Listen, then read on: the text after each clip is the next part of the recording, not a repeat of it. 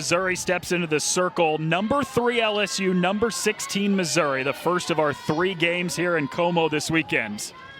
And the first pitch just misses outside into Sierra Briggs, leadoff hitter for LSU. So Krings is by far the pitcher that has the most velocity for Missouri. She can hit 70 on the fastball, but it's really the off speed that's kind of been her bread and butter this year.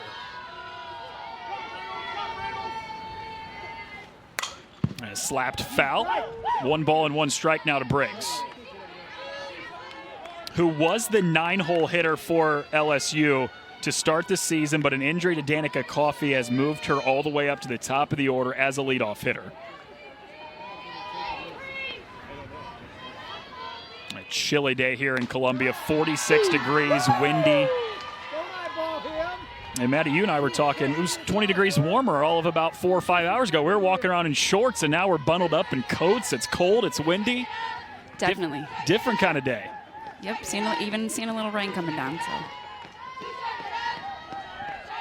Ball and 2 strikes to Briggs. Chopped over towards short. Here's the Gold Glove layered onto first, 1 away.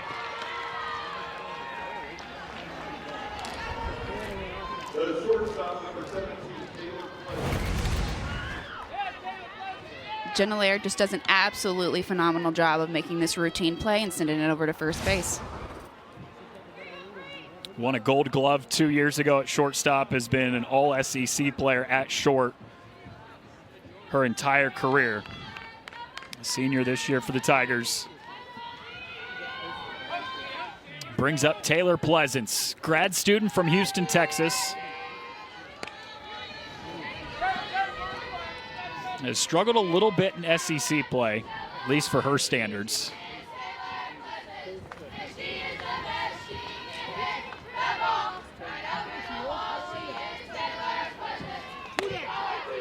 Holds off on one that was in the inside corner. It's a ball and a strike now to Pleasance.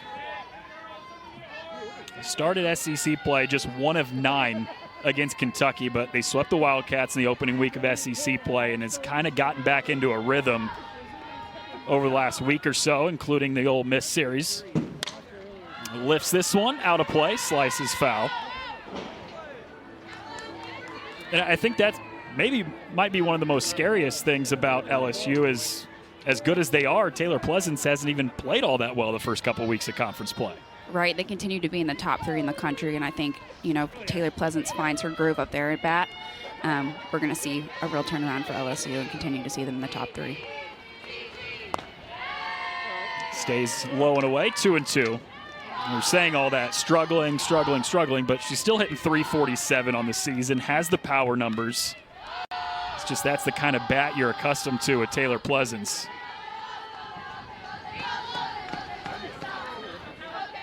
The offering from Krings skips in there. It's a full count.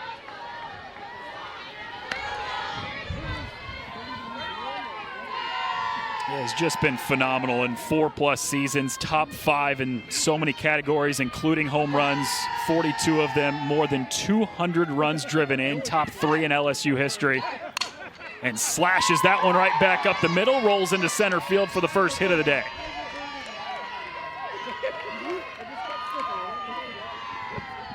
She said, "What was that about me struggling?" Another base hit for her to start the day.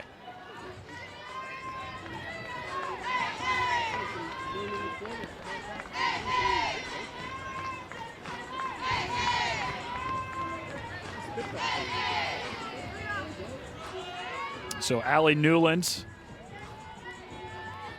with a runner on first, 1 out.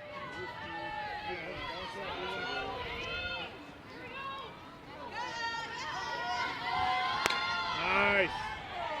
Just misses. Call that Krings wanted, didn't go her way, 1-0. All right, we'll let you miss one.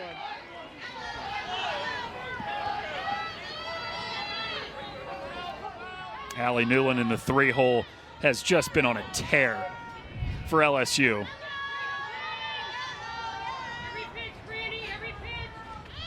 Squares to bunt, but pulls it back, 2-0. Hits in 6 of the last 7 games for Newland. 5 of those have been multi-hit games, and all 5 of those have come in SEC play. As the competition's gotten better, so has Newland over the course of the last couple weeks.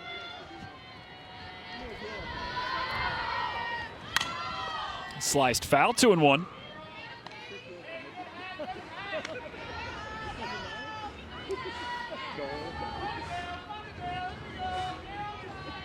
Already 10 hits for Allie Newland in the first 2 weeks of conference play, most in SEC. 2-1 from Krings. And stays upstairs a little bit, 3-1.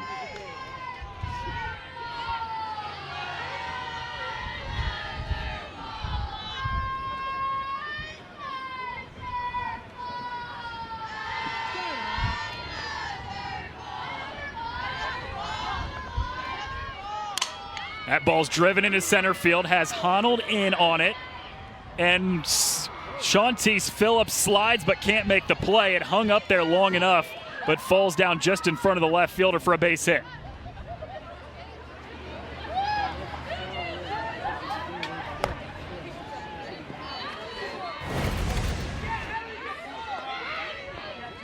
You can see Shantice Phillips taking a really nice angle towards this ball, and that ball just gets stuck up in the air a little bit too long. Tries to make a diving attempt at it, and it just falls a little too short after getting hung up there.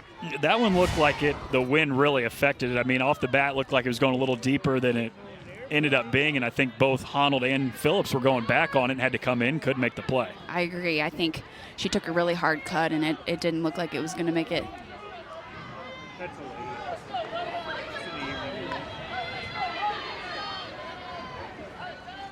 Pair of runners on for the cleanup hitter now. Raylene Gutierrez, the first baseman.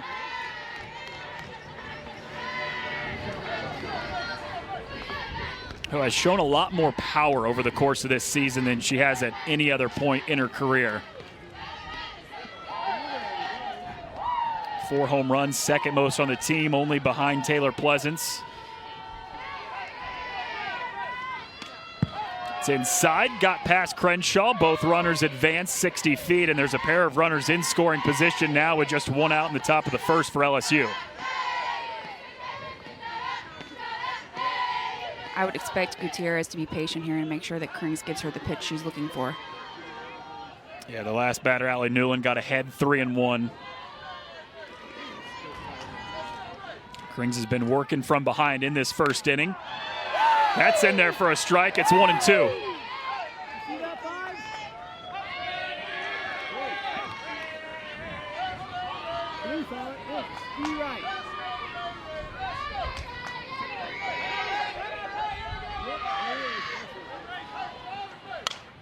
Bounce foul, 2 balls and 2 strikes. Krings 1 strike away from getting a really important second out here in the inning.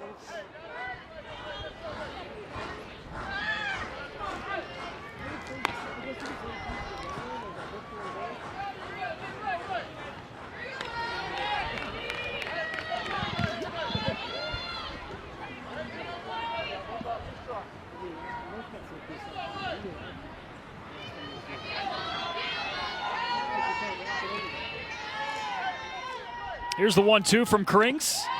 Low and away, 2-2. Already a 20-pitch first inning for Krings. LSU batters making her work early on with a pair of runners on already.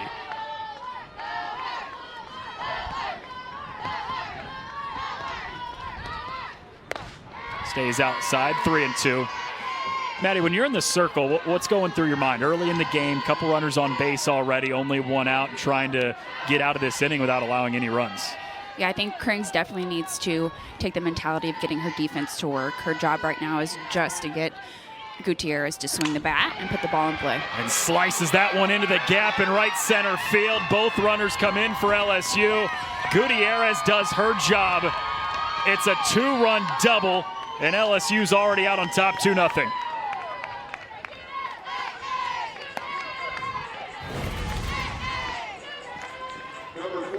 Gutierrez does an excellent job of hitting this ball that covered maybe a little bit too much of the white, and she drives it into that right center gap, and she's able to score a couple runners for LSU. 22 runs driven in on the season now for Gutierrez as Pleasance and Newland both come in. Looked like it could have been a really quick start here for Krings and Missouri. Got the first batter of the game on a ground out Second batter was Taylor Pleasance and hit a bloop that you could argue could have been caught in left field. It wasn't, and that started 3 straight base hits. Carly Petty squares to bunt. It's foul. And that was something that Larissa Anderson had talked with us earlier this week, Maddie, is that the pitching wasn't great last week at Tennessee when they got swept, but there were moments where Krings was really good, and she just didn't get help from the defense behind her. Right. In those moments when your pitcher's really stepping up, it is crucial for that defense to come up with the plays, especially those routine ones. Those are free outs, and Missouri's going to have to take advantage of those. A couple strikes in a row by Krings, trying to bounce back after the 2-run double.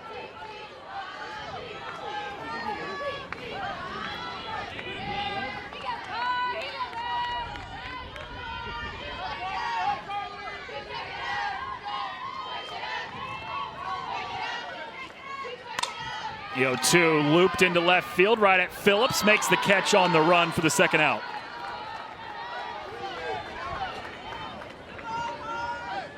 As windy as it is out there, Maddie, it's going to be a tough day for the outfielders. Yeah, you can see on this ball too, Phillips kind of loses it for a second, picks it back up, and is able to make the play, but it is definitely going to be a tough day out there for Mizzou.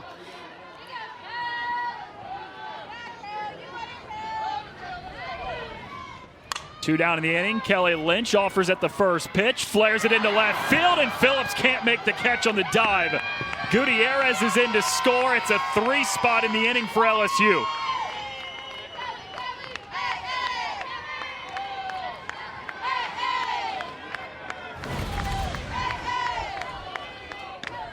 Lauren Krings is making some good pitches, keeping these LSU hitters from squaring it up, not getting a lot of help from the outfield. Shantice does make a dive at it, but not able to come up with that play. Could have been the end of the inning, but instead just pops out of Shantice Phillips' glove in left center field. LSU adds another, already a 3-0 lead in the top of the first.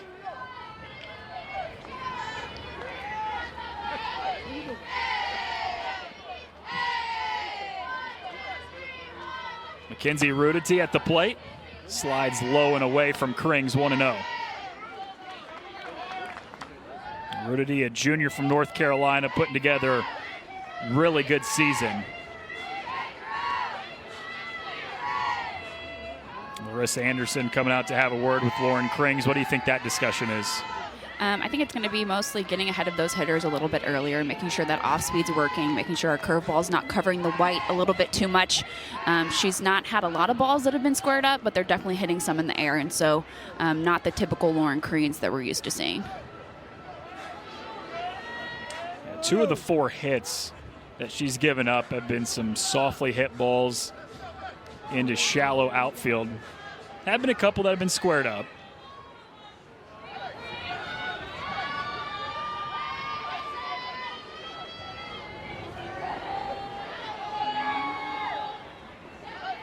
(1-0). Make it 2-0.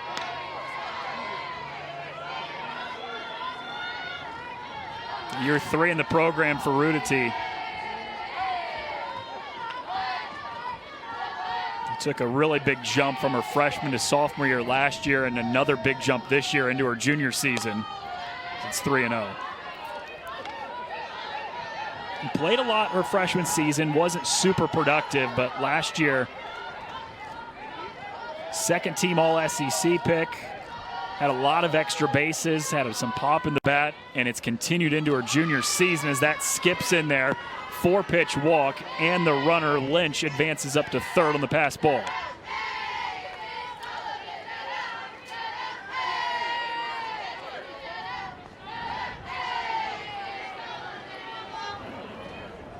So even with 2 outs, LSU has been able to do some damage.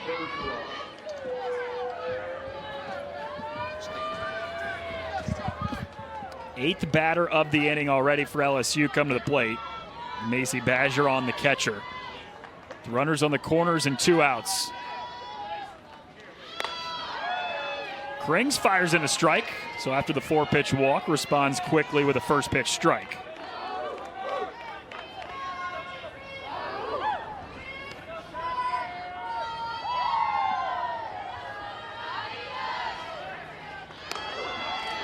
Off speed's in there, 0-2.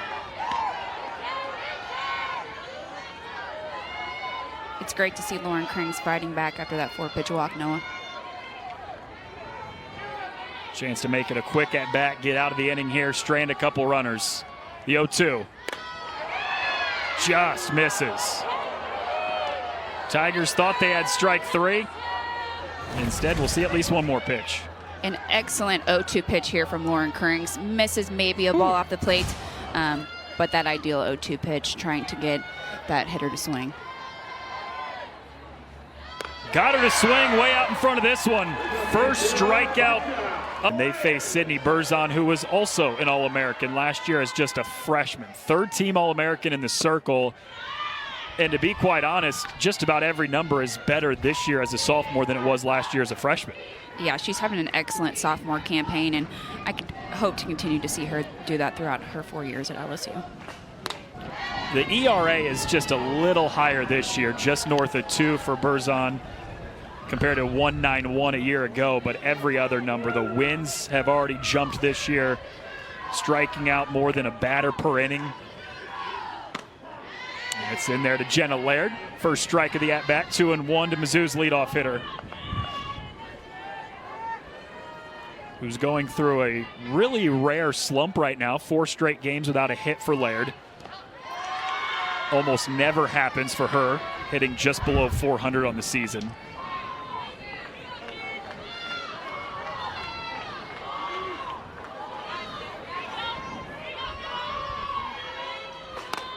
It's a strike, 3-2. We asked Larissa Anderson, well, what are you saying to her in moments like this? Not used to seeing her struggle. She chuckled and said, nothing. We don't really have to say anything to her. We know she's going to get out of this slump pretty quickly. Yeah, Coach Anderson mentioned that she's a competitor. She swings through this one, but she gets down there safely to first because the strike got away from the catcher. Bergeron, and Jenna Laird, although not conventional, is on base to start the first inning. Jenna Laird does an excellent job of recognizing this ball in the dirt. Maybe should have swung at it, but she knows that she can hustle it down to first base and use her speed to take advantage of a free base. Hey, leadoff hitter's job is set the tone, right? It doesn't always have to be a hit, a walk, a hit by pitch. If you can get on in a strikeout, you'll take it. Right, and Larissa Anderson talked about Jenna a little bit, just being that player that will do anything to get on base and do anything for her team. So I think that's exactly what we just saw there. Honnold slices it foul, 1-1. And she also said, watch how differently defenses play us once Laird gets on base. You don't see a lot of changeups. You don't see a lot of balls in the dirt for the hitters coming up after her because of the speed of Laird. Pitchers know that Laird will take off. 1-1, that is looped into right field, and it's down in the gap. Rolls all the way to the warning track for Alex Honnold. Laird gets the wave. Relay home.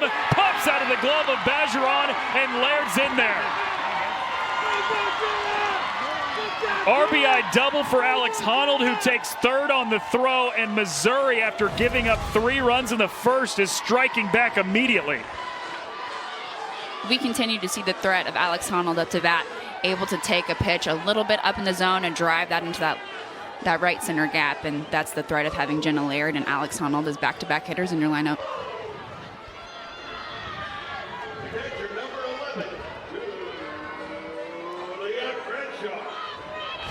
Exactly what this Mizzou offense needed after giving up 3 runs in the top of the first.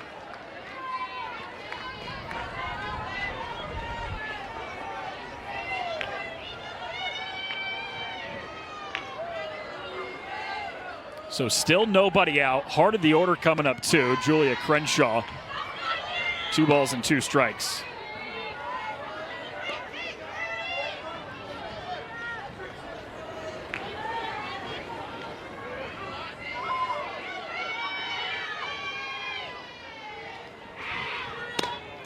Three and 2.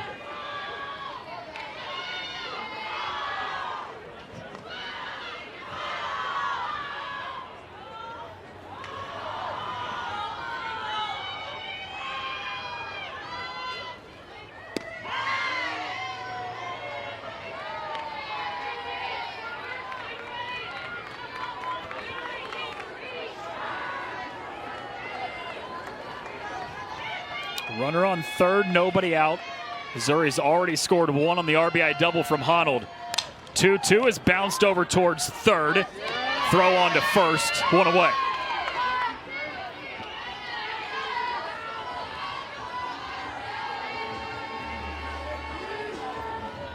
Number 19, the third baseman, Sam.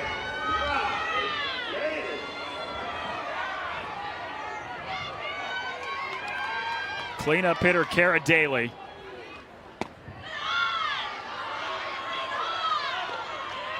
Who Larissa Anderson said, we think she's on the verge of a really big jump. A lot of really good at-bats recently, hitting it hard. A lot of those have gone right to people, and they've been some outs, but she said you can kind of see all it's going to take is putting in the right spot and may jumpstart her a little bit.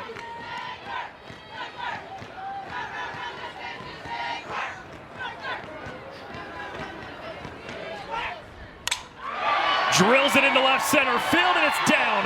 Two hops the wall. Honnold's in.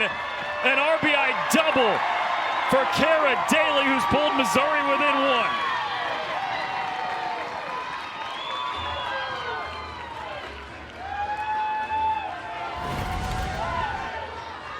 Kara Daly just seeing the ball really well. Berzon leaves the ball way too close over the white. Kara Daly's able to drill it into left field for a double and score another run for LSU. A 3-spot in the top of the first for LSU. But Missouri has answered back right away with 2 of their own, and still only 1 out. Runner in scoring position for Maddie Gallagher. Transfer from South Carolina, now in year 2 in the program with Missouri. Stays off the off-speed.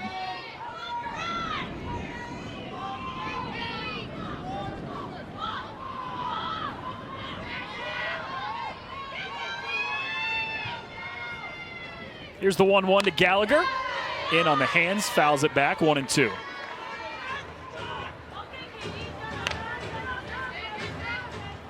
Was really the only person in game 2 against Tennessee this past weekend who had something going offensively. Pair of hits, including a home run and a double.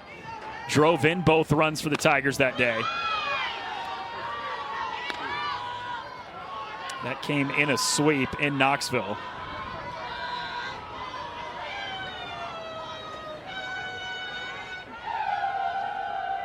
Two-two. Check swing, got a piece of it, stays alive.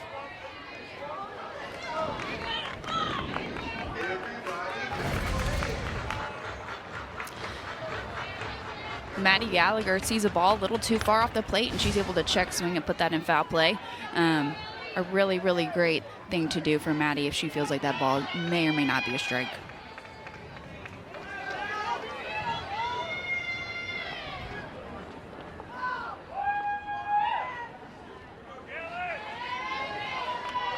Missouri offense that was kept in check last week at Tennessee, but feeling a lot better about the start today. Pair of runs in this first inning. Popped up left side, tailing towards foul territory, and it's out of play. And this is the kind of thing you love from your hitters. Couple 2-strike pitches in a row that Maddie Gallagher has gotten that she's been able to battle off and gets herself another pitch. Yeah, she's doing an excellent job. Those are balls that she may know that she's not going to crush, and she's just getting rid of them and waiting for a pitch that she can crush that covers a little more white. Way out in front of this one on the off speed, and it's a strikeout, the second already for Berzon.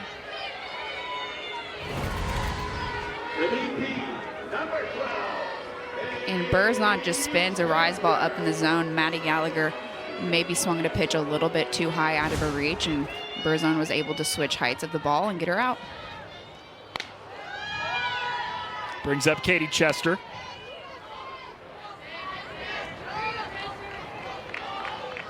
Sophomore who's taken a really big jump this year for Mizzou, hitting over 300 after hitting just 190 in her freshman season. Pops it into the gap in left center field, brings in Daly, ties the game at 3. Both offenses are crushing it early today in Como.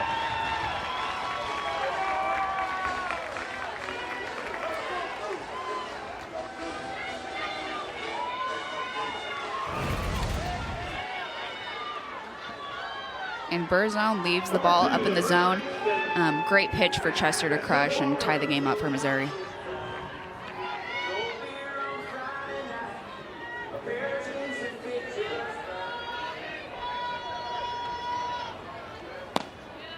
A 3-run top of the first inning for LSU, and if you're a Missouri fan, didn't like that start, but immediately erased in the bottom half of the first with 3 runs of their own. Madison Walker, true freshman first baseman, got that in on the hands. Foul ball, 1-1.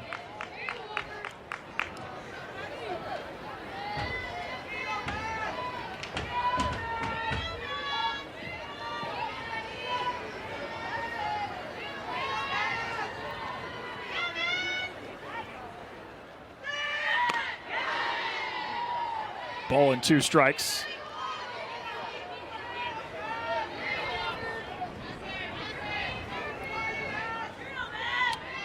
Not a typical first inning you see very often from Sydney Burzon. That is roped foul down the left field line from Walker.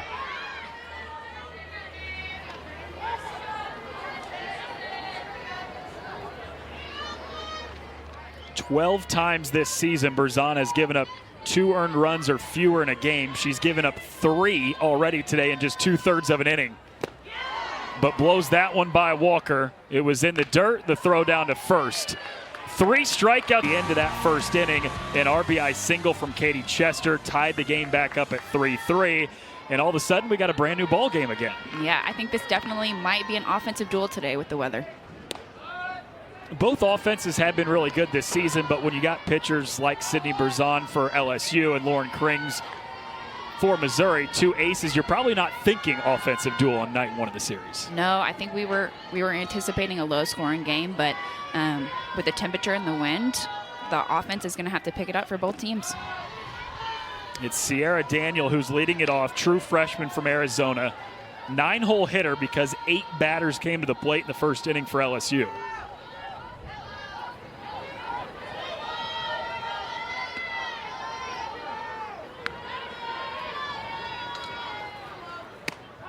Two and 1.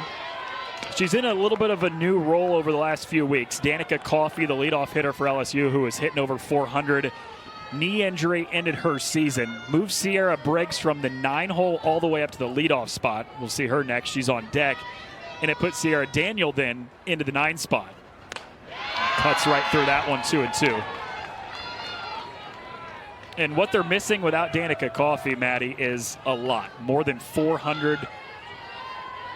And this is what they're missing over the course of her career. 358, somebody who's just been phenomenal over the course of her career. Popped up left side. Shantice Phillips is over at the left field line for the grab. 1 away.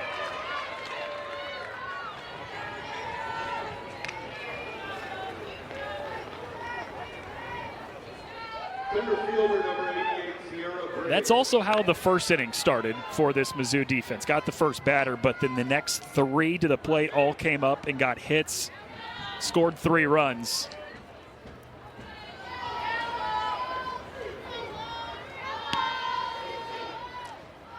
As a former pitcher yourself, is that in your mind a little bit of what happened last inning, or are you able to quickly flush that away? I think definitely, with it being a new ball game, with the score being 3-3, you're definitely able to flush it away a little bit more than you would be. But I think it's going to be a little bit of a challenge for both pitchers, having this lineup turned over already in the second inning. So I find that intriguing. You think if this game was 3-0, it would be a lot harder for her to flush it, but because the offense got you 3 runs right away, you feel like, okay, we're right back in this game? Correct, yeah. It's definitely a new ball game. They're right back in it. You're pitching a little bit more free than you would be if it was 3-0. Briggs squares around a bunt. It rolls foul third base side, 1-2.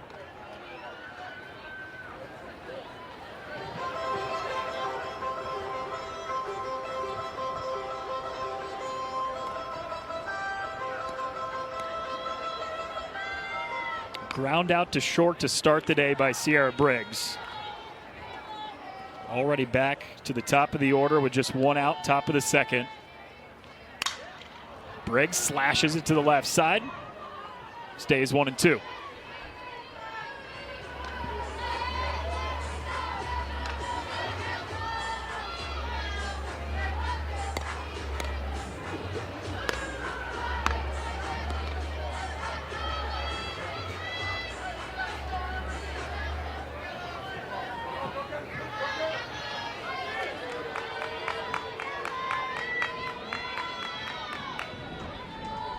1-2 from Krings. Check swing.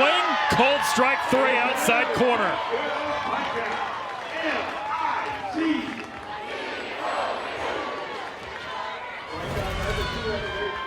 And Lauren Krings definitely got her off speed working in between innings. A beautiful changeup crosses her right at her kneecaps, and she is caught looking for strike 3. Feels like a completely different pitcher than we saw in the first inning. It definitely does. She's commanding the zone, commanding all of her pitches. Having use of that off speed is going to be absolutely crucial for Lauren Krings to keep these LSU hitters off time. She had a 4-pitch walk at one point in the first inning. She got behind a couple different batters, 3-1 at one time.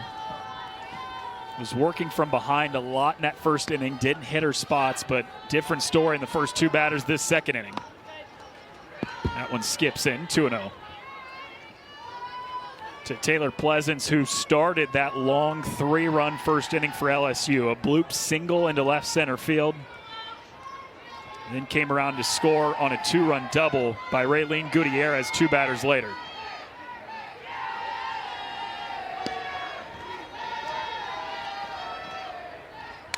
Is shot to the second baseman, Gallagher, who makes the play on the outfield grass. 1-2-3 inning for Krings in Missouri after a 3 of conference play. Her first pitch of the second inning comes in and hits Shantice Phillips, so the leadoff batter is aboard here in the second after Missouri struck for 3 runs in the bottom of the first against Berzon.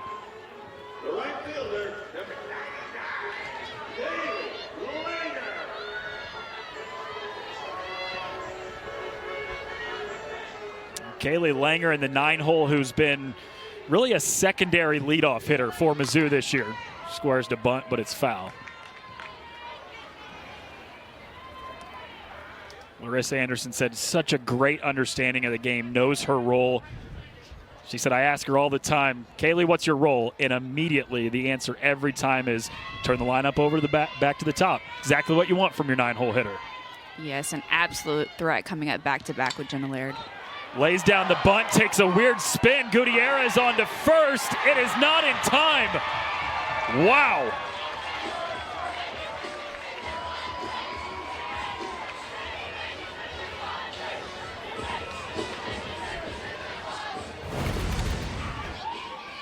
And Kaylee Langer does an absolute job of placing this bunt out in no man's land. Close to being out of the runner's lane, but the call is safe at first.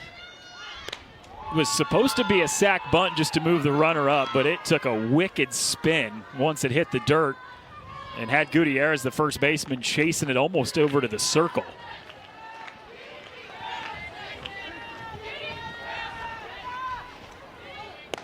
So Langer does exactly what she says her job is. Turn the lineup over, get it back to the top, and it's Jenna Laird who started that 3-run first inning in a rather unconventional way. Struck out, but it was a drop third strike that she reached base on.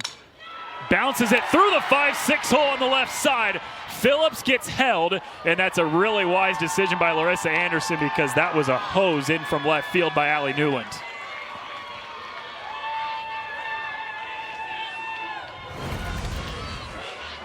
And Jenna Laird is just able to hit this ball on the outer half of the plate, squeeze it through that 5-6 hole for a base hit for Missouri, and that is going to hold Shantice Phillips up at third base. There's a lot of speed for Shantice Phillips over there at third, but nobody was beating that throw of Newland's. No, a great call by Coach Anderson to hold her up there. The last thing you want in a 3-3 ball game is to get thrown out of home plate on a base hit. Especially with nobody out, right? Bases loaded, nobody out, and you got the part of the order that you want up. Exactly. With Alex Honnold, who's hitting north of 400 this year. Yeah, they're in a great position now. Bases loaded for Alex Honnold, exactly where this Missouri lineup wants to be right now. You got your best hitter in Honnold, but even if she doesn't get the job done, then you've got Julia Crenshaw and Kara Daly, the 3 and 4 hitters coming up right behind her.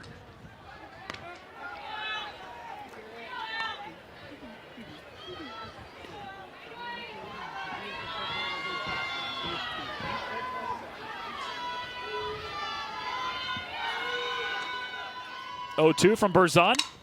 Laced into left field. That has Newland tracking back. Bounces off the wall. Phillips is in.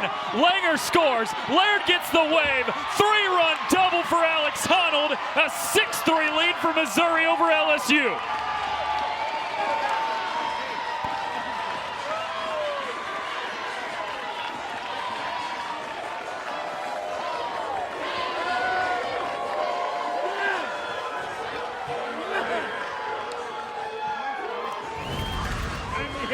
An absolutely great piece of hitting from Alex Honnold. Clutch in this situation with the bases loaded. She's able to drive that ball on the outer half of the plate, send it over Allie Newman's head in left field, and that is going to, it's so early in the game, Noah, that you can kind of think of Kelly Lynch as a secondary starter for LSU.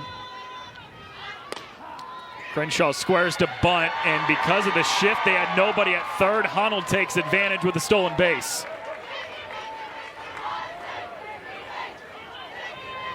Great base running there from Alex Honnold to take an opportunity to get a free base here, and a single scores her. In on the hands of Crenshaw, 0-2. I mean, we're not even 2 full innings into this game. Alex Honnold has a pair of doubles, 4 runs driven in, a stolen base. For some people, that's a weekend of work. Yeah. 0-2 to Crenshaw. Way too tall, 1-2. I'm not sure when the last time these LSU pitchers have pitched in 43 degrees. I don't know that it ever gets that chilly down in Louisiana. It's a great point. This is also only their 4th true road game of the season. They opened SEC play at Kentucky 2 weeks ago, so they had 3 games in Lexington. Other than that, almost everything else has been at home for Beth Torina's team. Popped up, shallow left field, dying, and caught by Pleasance. What a great catch. That is enough to tag Honnold and score a run to make it 7-3. But that was a phenomenal play by Taylor Pleasance, the shortstop.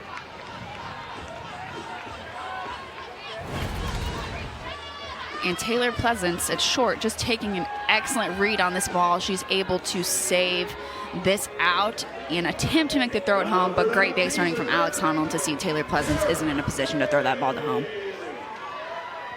Honnold knew that, wisely tagged and scored. A 4-run second inning already with just 1 out. And Mizzou has erupted for 7 runs already.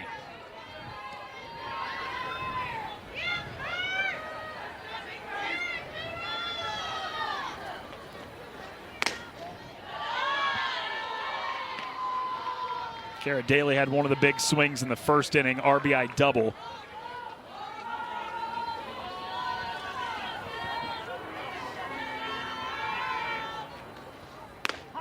It's just been a weird game. I think that's the best word to describe it. LSU jumps out 3-0.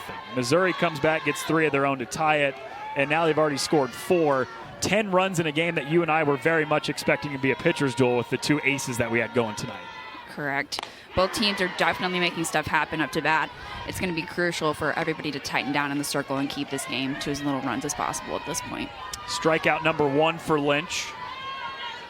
The second baseman, numero 1, Maddie Gallagher.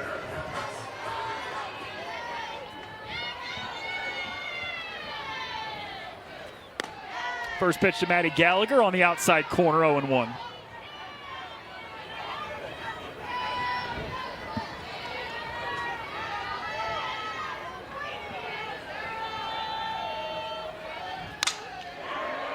Lashed right at Pleasance, who makes a leaping grab. 2 phenomenal web. 3-run first inning and 4-run second inning for Missouri. LSU's All-American pitcher, Sydney Berzon, has already been chased out of the game, giving up 7 runs in just 1+ inning of work today. The good news, Maddie, if you're LSU, I mean, this is a great part of the order to have up to try to string something together, and it's still early enough in the game, too, just the top of the 3rd. Yeah, a great place to be in at the order, Noah, and I would anticipate them trying to take advantage of that here. It's Allie Newland in the 3-hole. who you can argue maybe there's nobody else in the country swinging as hot of a bat as her. Already 1 for 1 today. 5 multi-hit games in the last 7 games for her, all of them against SEC teams. All 3 games, the Kentucky series 2 weeks ago, and 2 of the 3 games against Ole Miss last weekend.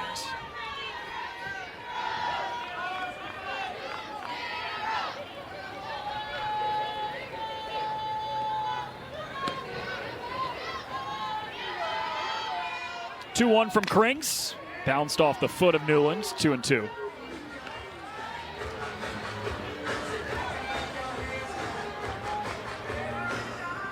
And for Newlands, it's a slow start to the year. Not that it was a lot of games, but through the first couple weeks of the season was hitting just .294. In the last 3 weeks since then, hitting over .400.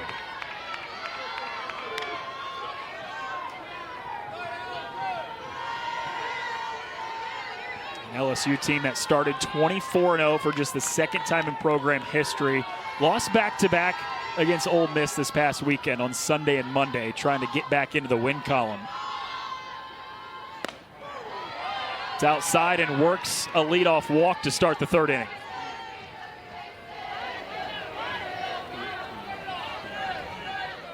And Maddie, I think it's safe to say that both of these teams are kind of facing adversity for the first time all year. The 2 losses for LSU after the 24-0 start, but Missouri, meanwhile, 22-2. That was their best start in more than a decade, but they've lost 4 straight conference games. Right. I think both teams here are definitely feeling a little bit more pressure than usual to come out on top tonight and get that Friday night win in the SEC.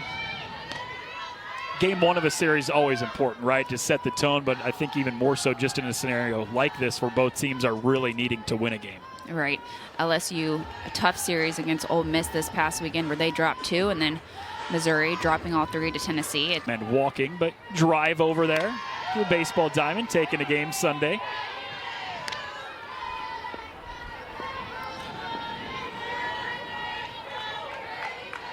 Leadoff runner on with the walk. Zally Newland, now Raylene Gutierrez, who has the biggest swing of the day for LSU. Scored 2 runs with her double in the 1st inning. That feels like an entirely different game. That was a 3-run 1st inning for LSU. They jumped out 3-0, but since then 7 straight by Missouri in the last 2 innings. Right, definitely a long 2 innings here for both teams. Throw back down to first. That was close, but not in time.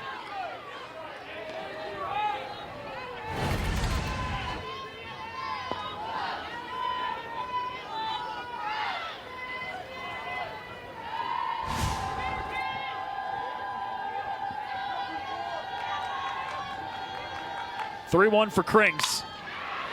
Drilled into left center field, off the wall.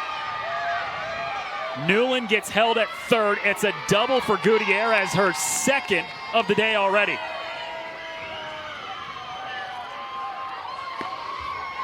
Gutierrez did a great job of knowing that she was down in the count. And Lauren Krings had to bring a strike across the plate, and she's looking for it, and she was able to hammer it to the outfield. That is where LSU has taken advantage today against Krings. When she falls behind, she gets behind 2-0, 3-1. She's leaving pitches over the plate, and because of that, there have been a few extra base hits today for LSU. Right. LSU's definitely not chasing anything out of the zone. They're making Krings bring it over the plate, and when they get deep in the count, they're looking for her to do so. Great opportunity here for the grad transfer, Carly Petty, who spent first 3 years of her career at Oklahoma State.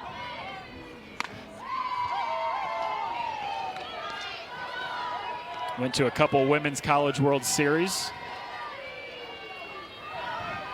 In her time at Oklahoma State, now in year 2 with LSU.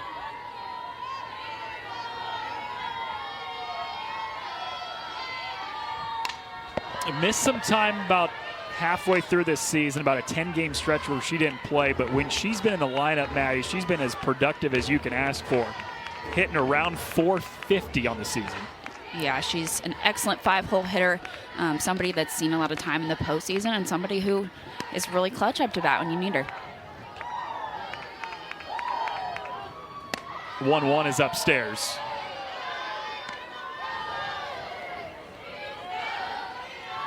Opened the season on a 7-game hit streak, then missed some time, like we said, but been back the last couple weeks. .452 was entering tonight. She's 0 for 1 today. Second best batting average in the SEC. Popped up. Looks like it'll stay in play for Crenshaw, and it does. First out of the inning.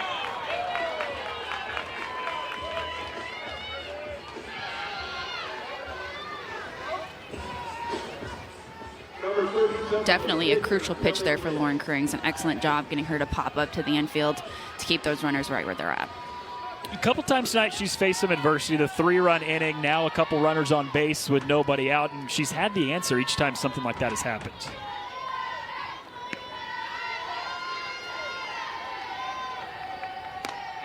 Facing Kelly Lynch, who now has a chance to help her own cause, was the designated player to start the day, but because of the 7 runs in the first 2 innings given up by Berzon, Lynch is now in as the pitcher.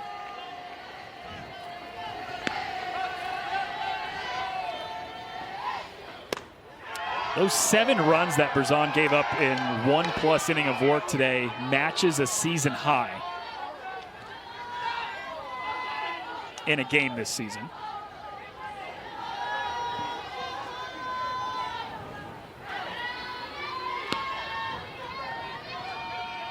Here's the 1-1 to Lynch. Flown out of play.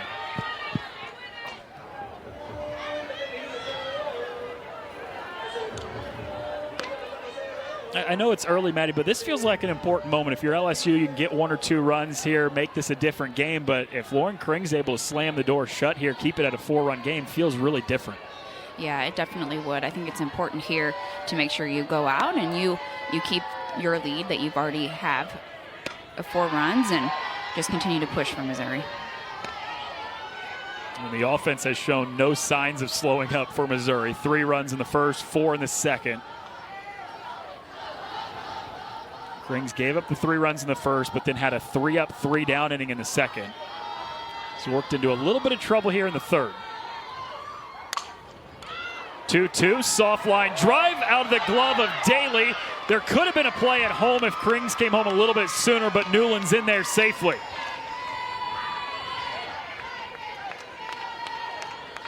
A good pitch by Krings to be able to keep that ball in the infield with 1 out to Kelly Lynch. Kelly Lynch is able to put this ball into play, but Kara Daly lays out. Maybe not necessary to lay out, and they don't have a play at first or at home. I was going to ask you, is that one that she needed to dive on, or do you think she could have stayed back and maybe had a play at first? Yeah, I think she could have stayed back, turned that ball into more of a short hop situation, and had an easy play at 1. Maybe even could have thrown it to 4, but after she lays out, there's no chance. Running at first for Lynch is number 9, Madeline Giglio. Madeline Giglio in as the pinch runner for Kelly Lynch. So runners at the corners for LSU. Just got 1 run back in this 3rd inning to make it 7-4.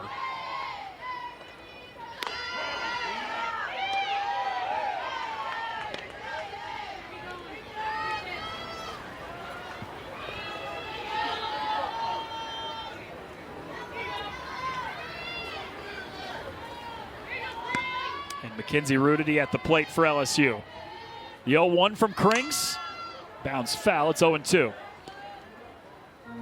Missouri really needs to keep the damage to a minimum here in the top of the 3rd, just to maintain that momentum in their dugout and keep the game rolling in the direction that they want to.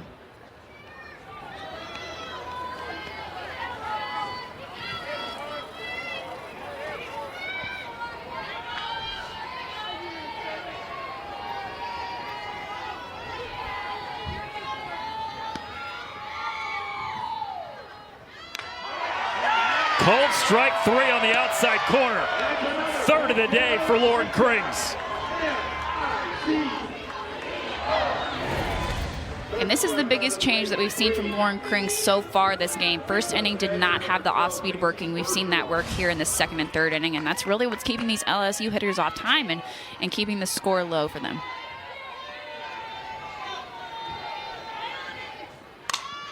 First pitch swinging, and that is powered out to right center field by Macy Bergeron.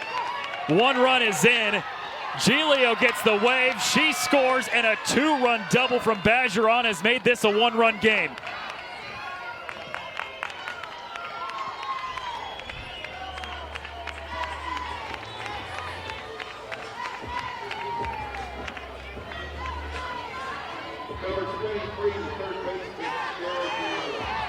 Well, once again, Maddie, this feels like a different game than we started this half inning. We've been saying that quite a bit tonight. Definitely.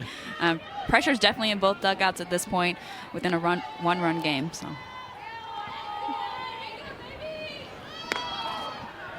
we have had 4 separate half innings that at least 3 runs have been scored. Top of the first, bottom of the first, bottom of the second, and now top of the third.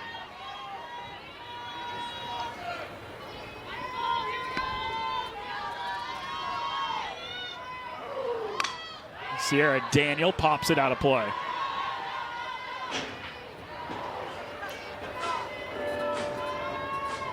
Chance to get out of the inning here for Lauren Krings. But the damage has certainly been done for LSU.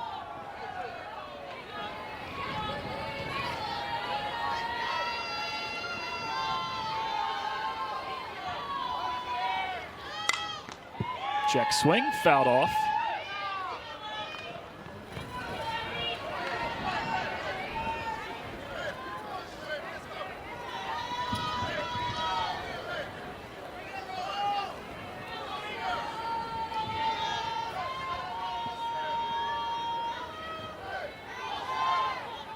Here comes the 0-2 from Krings.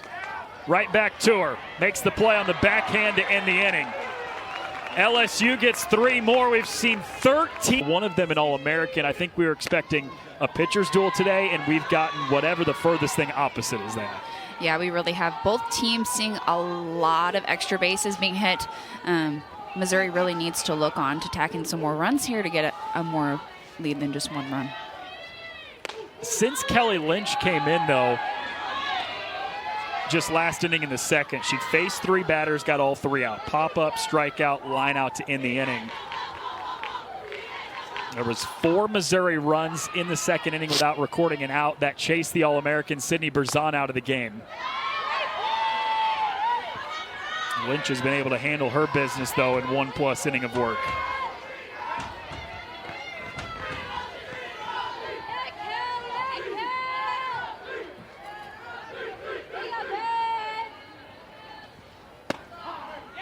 First strike of the at-bat in there, still 3-1. Katie Chester well in the driver's seat of this at-bat to start the 3rd inning. Both teams are struggling just a little bit in the circle to get ahead on each and every batter that's coming out to play. And as you say that, a 5-pitch walk to start the inning for Missouri. Both teams really need to do a better job of not giving up so many free bases. As both offenses are exploding, the free bases are hurting. Walker, a true freshman from just outside Kansas City, lays down a bunt to the pitcher. Lynch fires to second, got the lead runner. It looked like the ball popped out of Pleasant's glove, but they rule she had it for long enough. Yeah, that bunt was just a little bit too hard by Madison Walker for Mizzou. That ball goes right back to the pitcher, and Kelly Lynch is easily able to pick that up and throw it to second to get that lead runner. Taylor Pleasance does snow cone that ball a little bit, but she does maintain control in that glove. Great awareness, too, by Lynch. Knew she had just enough time to get the lead runner instead of settling to get the runner at first. Yeah, she really did a great job. Didn't hesitate, went ahead and fired it down to second, knowing she had plenty of time.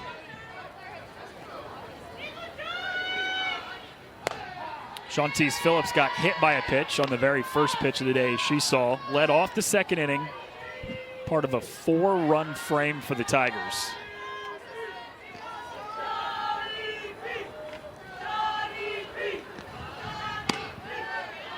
Phillips holds off. It was just upstairs. 2 balls and a strike.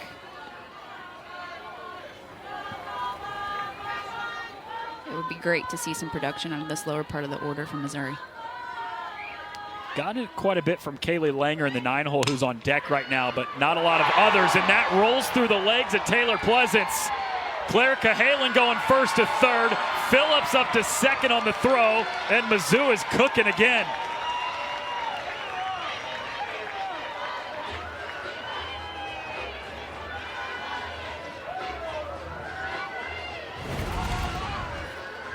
And Shantice Phillips hits that ball lower in the zone right to Taylor Pleasance.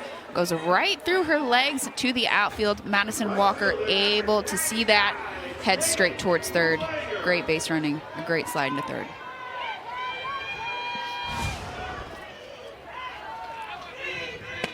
Kaylee Langer now, who had a bunt single her first time up. Wasn't trying to, it was more of a sacrifice to move a runner up, but laid down a bunt, and it took a really weird spin in front of Gutierrez, the first baseman. Had just enough speed to get down there in time. You can't ask for much more out of your 9-hole hitter. Laying down a great bunt last at bat. Hopefully we see something similar this time up.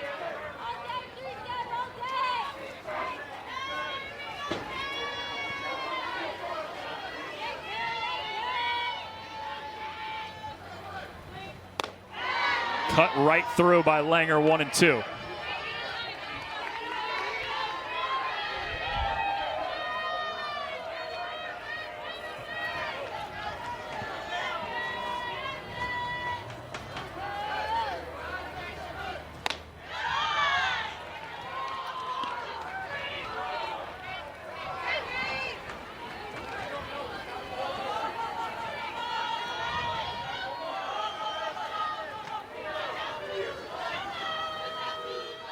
Two from Lynch. Lifted in the air and tails towards the stands. Kaylee Langer battling here in the 9-hole, trying to flip the order back to the top. Missouri really needs Langer to get on base here. 2 runners in scoring position with just 1 out. That came in and hit Langer. Bases loaded for the top of the order. And another great job by Kaylee Langer, just finding any way she can to help her team and get on in that 9-hole, turning it over to balls and 2 strikes. You nailed that one right on the nose, Maddie. They call it back, so not a hit by pitch, but the call is a ball to make the count 3-1. Yeah, it is a ball. It's unfortunate that Kaylee Langer is getting hit right in the elbow, but she's got a little bit too much movement there towards the plate, and that's why they're ultimately going to bring her back. It is still going to be a ball on the batter. It's not a strike. She didn't swing, but she does have to come back. Yeah, it didn't swing, and she wasn't entirely over the plate. The ball was out of the zone, but because she had started that swing, it hit her when it normally wouldn't have. So 3 balls and a strike. 2 runners on, 1 out, and she ropes it foul left side.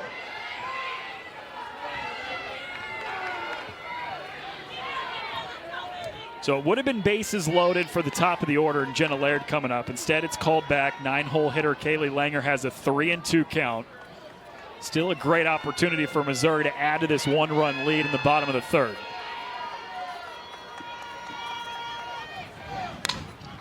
Popped up. And out of play again.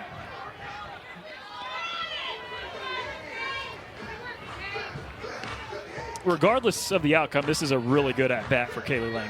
Yeah, she's fighting off a lot of pitches. Just saw a little bit of adversity. Maybe she thought she should have stayed at first base, but doing an excellent job of being aggressive and not letting strike 3 get called on her. 7th pitch of the at-bat from Lynch. Cold strike 3. Huge out for LSU.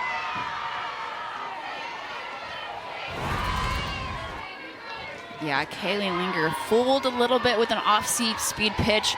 It's a little bit low, but it does cross those kneecaps, and ultimately she watches strike 3 go by.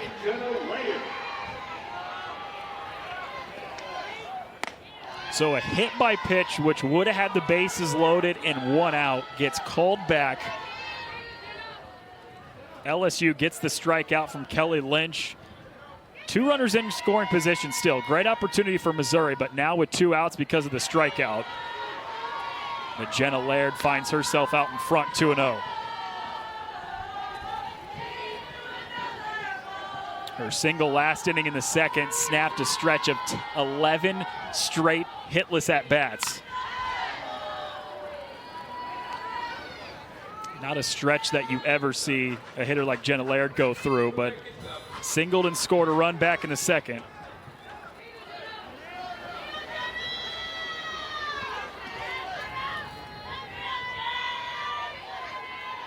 Two one on the way. Low and away. Hitters count 3-1 to Laird. And this is a pretty crucial at-bat here for Kelly Lynch. She really does need to get Jenna Laird out, pitching to Alex Honnold again. Alex Honnold has been hot today, 2 for 2 with 2 doubles, so I'd like to see her work to get Laird out here. Instead, a 5-pitch walk to Laird, bases loaded, and Alex Honnold to the plate. Little deja vu. Exact same situation for Honnold back in the second when she hit a bases clearing double. Definitely not the position that you want to be in if you're Kelly Lynch.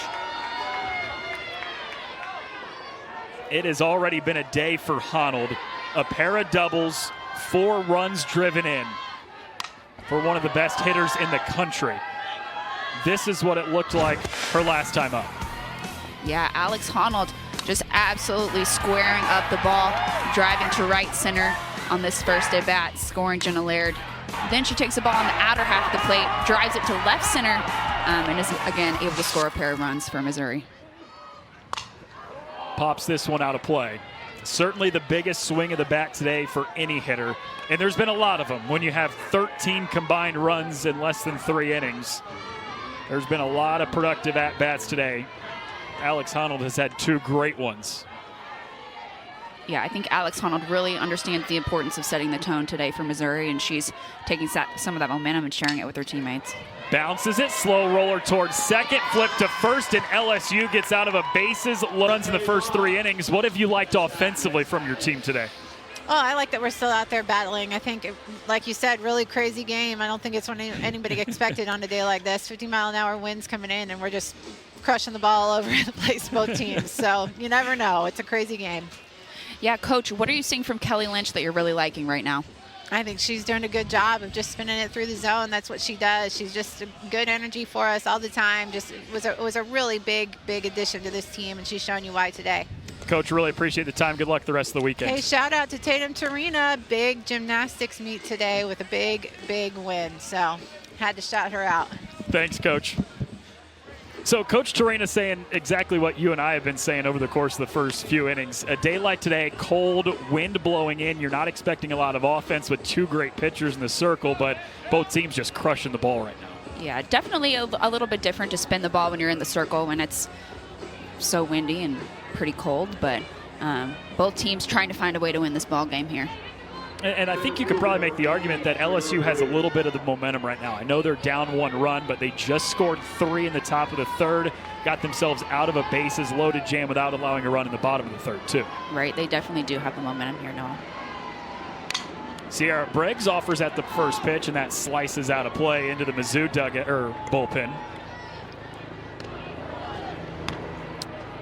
The offense of Sierra Briggs gets overshadowed quite a bit. She's a 2-time Gold Glove winner in center field, has made 1 error in her entire 4-year career at LSU. Just flat out phenomenal defender. But the offense has been really productive too over the course of her entire career, and especially this year. Yeah, she's been great, and she's really stepped up in that leadoff spot like you mentioned earlier. Tried to sneak in a bunt hit here, instead fouls it off, and it's 0-2. Kring's doing an excellent job of going ahead and getting ahead of Sierra Briggs here. No errors in the last 210 chances. Her 1 error came in her freshman season. She's had 3 straight years without an error, and is the only back-to-back Gold Glove winner ever in the history of the award. Now, the inaugural year was in 2022, so there's only been 2 years, but still the only person to ever win 2 Gold Gloves in all of college softball. Yeah, LSU has definitely been known for the last 10 years or so for having a phenomenal outfield, and Sierra Briggs just happens to be a part of that. Is 0 for 2 today. Still getting used to that leadoff spot. Was the 9-hole hitter for a majority of the season. Danica Coffey, the leadoff hitter, goes down with a knee injury. And so 11 games now as the leadoff hitter for Sierra Briggs. And hitting pretty well in that spot. 343 since she's been elevated to the leadoff hitter, but Beth Torina said she still hasn't fully figured it out. She's still trying to get accustomed to it a little bit and thinks that she can really take off once she does. Fell behind 0-2, but has worked her way back to a full count against Lauren Krings.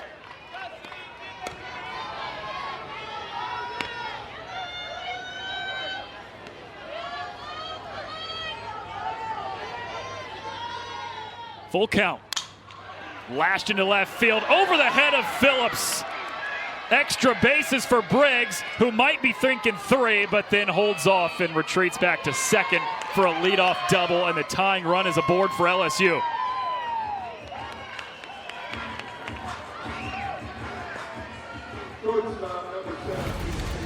Yeah, Shantice Phillips caught running in on this ball a little bit, had to backpedal. Ball eventually goes over her head, and it's a leadoff double for Sierra Briggs. Well, my mind immediately flashes back to the first inning when the wind was blowing in so hard. She went back on a ball, but went back too far, couldn't make a play running in time, and now it's kind of the opposite. Slow roller on the first pitch from Pleasance. Gallagher throws to Walker, popped out of the glove of Walker. A miscue here, and it leads to 2 runners on base for LSU.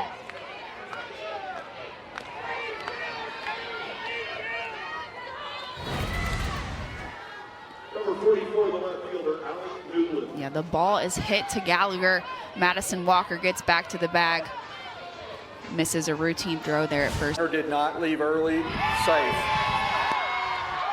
So a very quick look, and they immediately get out what we thought would be the result. Runner did not leave early. Runners on the corners and nobody out here in the 4th.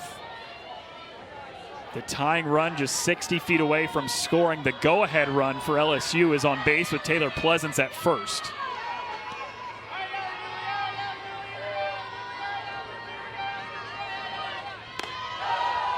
And Allie Newland at the plate, who's been swinging as hot of a bat as you can ask for. Been on base both times today, including a single back in the first inning. Led off that 3-run third inning with a walk, then came around to score. And smokes this one to right field, right at Kaylee Langer. Throw comes in, it's behind Daly, and Briggs scores. Ties the game at 7.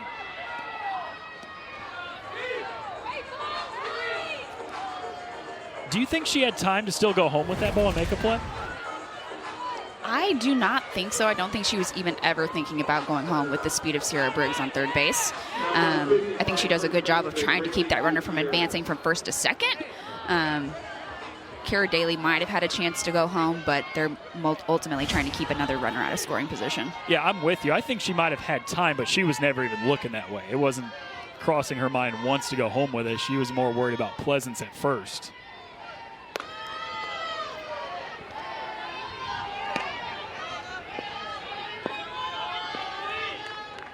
Barabay sits today for Raylene Gutierrez in the cleanup spot. LSU has fought back to tie this game at 7 after falling behind by 4 runs. It's in there to Gutierrez, 1-1.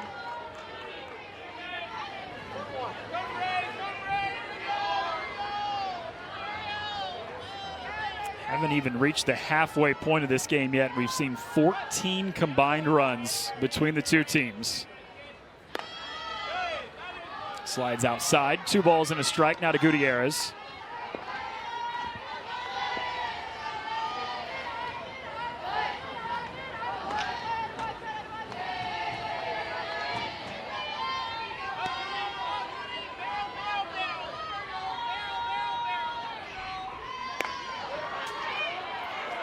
Just misses the zone, 3-1.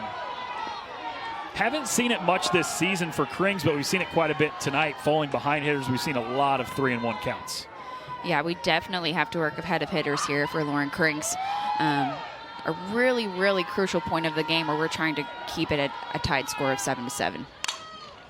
Launched towards left field, tails out of play.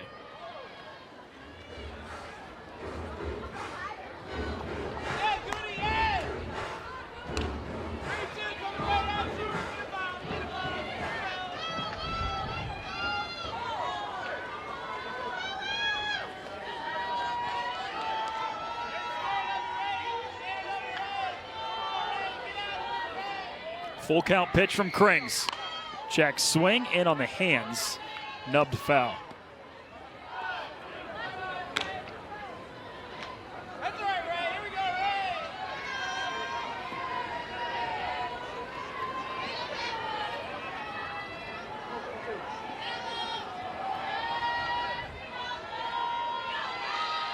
This is the 7th pitch of the at-bat. Power deep right field, has Langer back on it. It's a deep, loud strike. Stays 3-2. Definitely not trying to leave anything too close to the plate for Gutierrez. You don't want 2 runs to score here.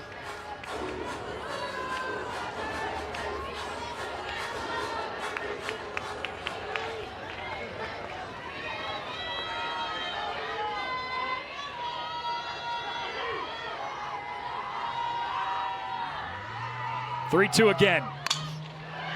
Driven to deep center field. Honnold's back in the warning track, and it's gone to give LSU the lead. Home run for LSU, Raylene Gutierrez.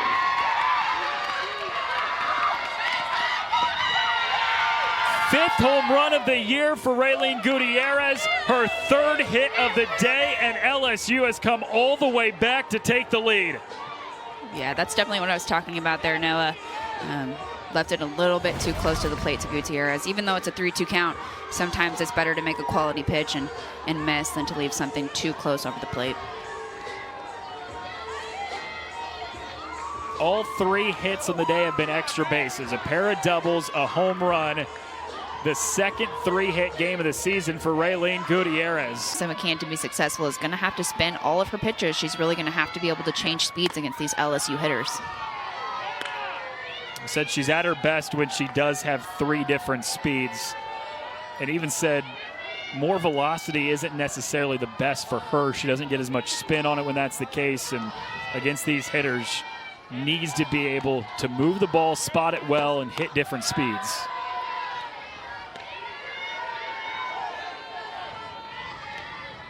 She's 2-0 right now against Carly Petty.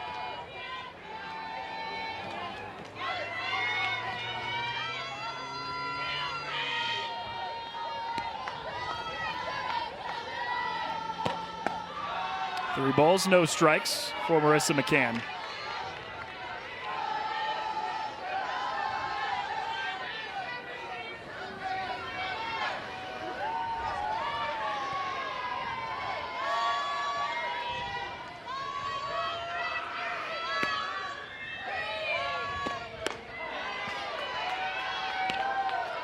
First strike of the day for McCann, who comes in after Lauren Krings goes 3 1/3 innings. Gave up 9 hits, 9 runs, including a home run just a moment ago to Raylene Gutierrez to give LSU the 2-run lead. Back-to-back strikes. Fell behind 3-0, but has worked it back full. Missouri's really struggling to get ahead of these LSU hitters. Just missing a little bit too much off the plate.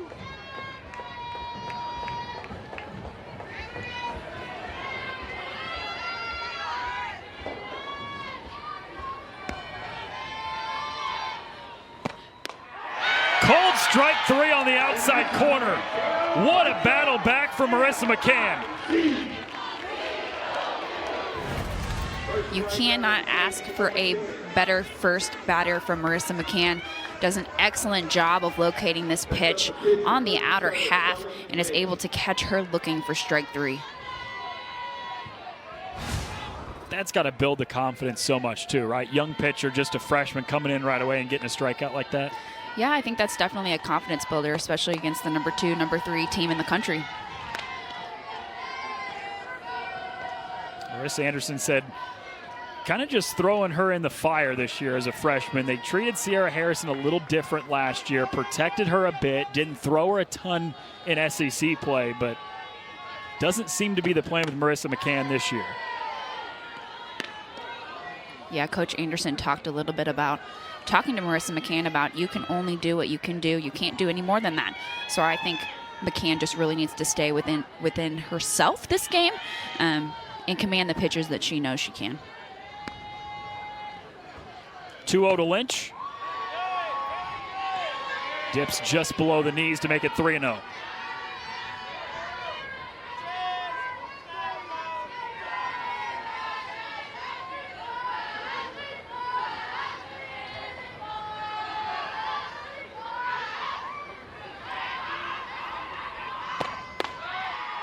This time a 4-pitch walk. She fell behind 3-0 to the first batter, came back to strike her out. This time it's a walk to Lynch. Again, just playing it a little bit too safe there for Marissa McCann. You'd like to see her be a little bit more aggressive to that 6-hole hitter, falling behind and giving up a free base.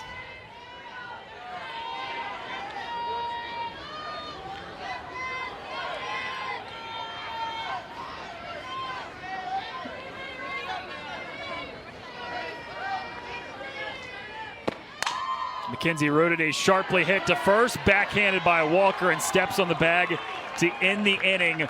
But an unexpected offensive explosion right now, a 9-7 game. What are you liking offensively from your team right now? I mean, we're moving to hit on every single pitch, and that's something that we've been working on. So that's extremely good to see. Yeah, Coach, what do you need to see from Marissa McCann here to give you a chance to win this ball game? She's got to get ahead. I mean, the two batters that she faced, she was working behind, and, you know, not a lot of good things happen when you're working behind because you got to throw the ball over the plate more. So I'd like to see her get ahead, and then we can be able to change speeds a little bit. Yeah, is that what you think maybe Krings had a downfall there? I think so. Her changeup wasn't effective today. So when she doesn't have her changeup, they're really just sitting one speed. So that was the big key with Krings. Coach, thanks for the time. Good luck this weekend. Thanks for being here. MIZ. It's Larissa Anderson, head coach for Missouri. Her team down 2 runs as we go to the bottom of the 4th. Loving what she's getting from the offense. I don't know how you couldn't when you scored 7 runs, but when you've given up 9, pitching just hasn't been as solid as she would have liked today so far. Yeah, and I completely agree. Pitching has got to get ahead, and they've got to be able to change speeds to keep these LSU hitters off time. And what she said to your question about Lauren Kring, she's been saying all year about her. When she's got her changeup on, she's really effective. She's one of the best pitchers in the SEC. But when she's not throwing that changeup for strikes, it can be a long day like today. Right.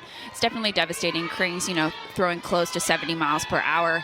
She's got to be able to change speeds. Crenshaw ropes one, but just fouled down the left field line. I think that's the aggression Larissa Anderson wants from Julia Crenshaw. She said she's looking at too many strikes early in counts, isn't swinging until she gets 2 strikes, but unloaded on that ball. Yeah, you definitely see an adjustment there from Crenshaw. She takes that ball in the inner half and crushes it over the third baseman's head. Called strike on the outside corner, so she faces a 1-2 count. The quote of the week from Coach Anderson when we were talking about Crenshaw, she said, "She gives me gray hairs. I love her, but she's frustrating sometimes. I need her to swing before she's got 2 strikes in that bat." Right. Coach Anderson said she's missing a lot of really, really good pitches that are coming earlier in the count just because those pitchers from the opposing teams need to get ahead. In Crenshaw's defense, she's hitting almost 400 when she has 2 strikes this season. And on a 2-2, pops it right side, running out of room is the right fielder and Rudity. Yeah, Kelly Lynch getting comfortable in this situation in a 2-2 count, working that ball off the plate, and she's trying to get Crenshaw to extend her hands and ultimately get her to fly out to that right fielder. Sydney Berzon, starting pitcher, All-American last year for LSU, has been great this year, but gave up 7 runs and 1+ inning of work today. Since Kelly Lynch has come in, she's delivered, but Crenshaw powers it to left field, and it's gone.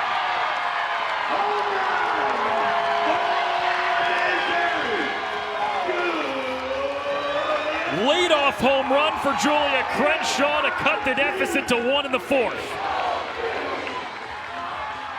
Yeah, a great piece of hitting there by Julia Crenshaw. She just does a phenomenal job with 2 strikes. Kelly Lynch leaves this ball up and over the heart of the plate, and Julia Crenshaw gets her bat around and crushes it over the left field fence.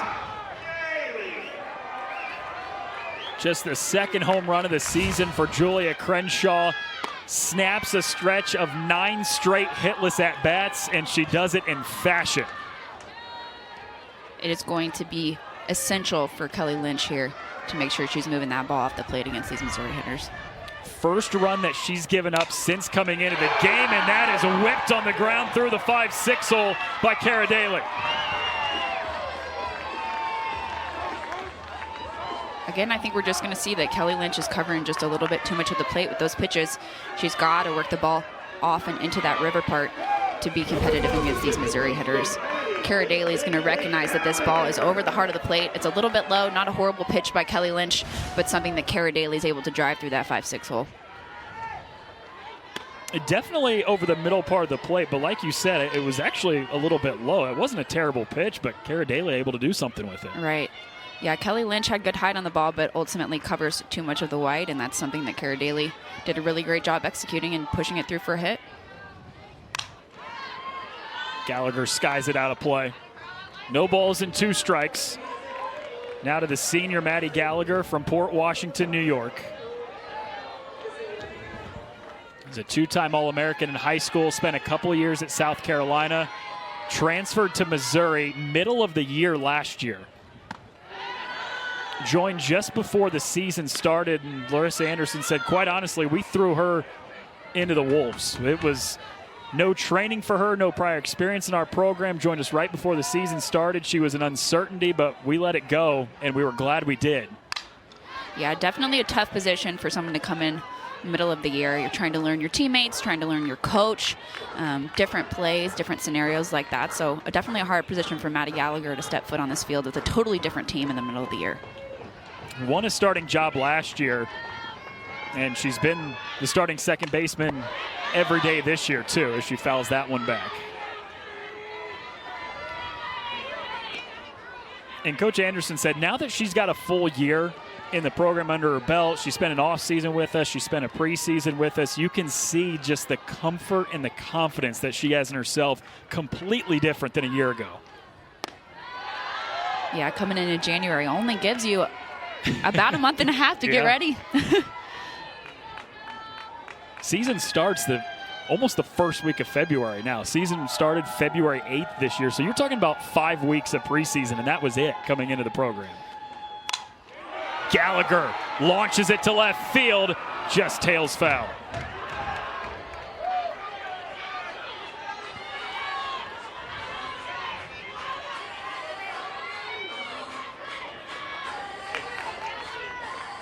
Missouri doing a great job of not letting Kelly Lynch spin anything past them here. Was great in the first 2 innings in relief. Didn't allow a run, but in the 4th, she's given up a solo home run and then a single. Gallagher stays off the off speed. That was upstairs, 3-2. She's worked all the way back from being down 0-2.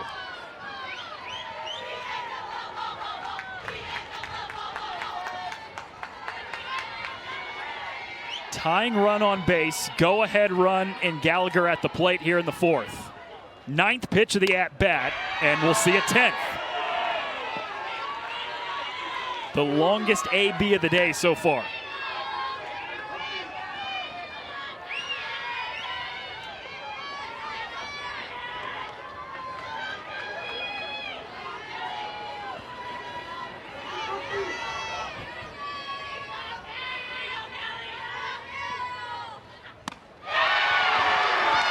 Maddie Gallagher earns, and I mean earns, a walk from down 0-2 all the way back on a 10-pitch at bat, and there's 2 runners on base with nobody out.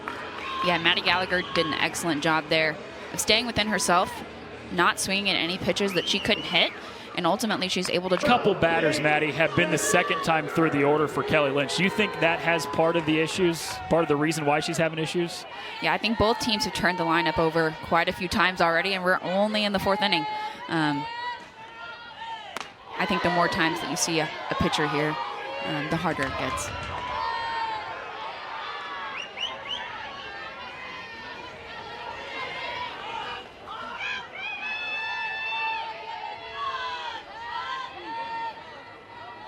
Katie Chester has singled and walked today in her first 2 plate appearances.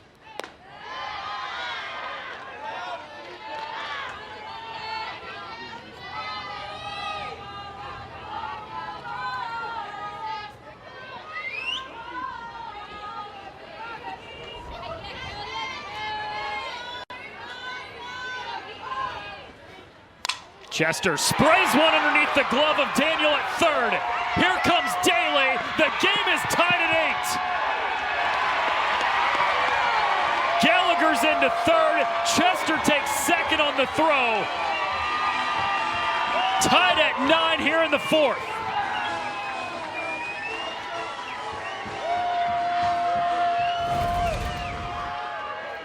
Katie Chester sees a ball again over the heart of the plate from Kelly Lynch, is able to drill that to the left side and score some runs for Missouri. Second RBI single of the day for Katie Chester. Brings up the true freshman Madison Walker, who through some struggles this season, Larissa Anderson is still super confident that this is the first baseman of the future and really the first baseman of the present in her true freshman season.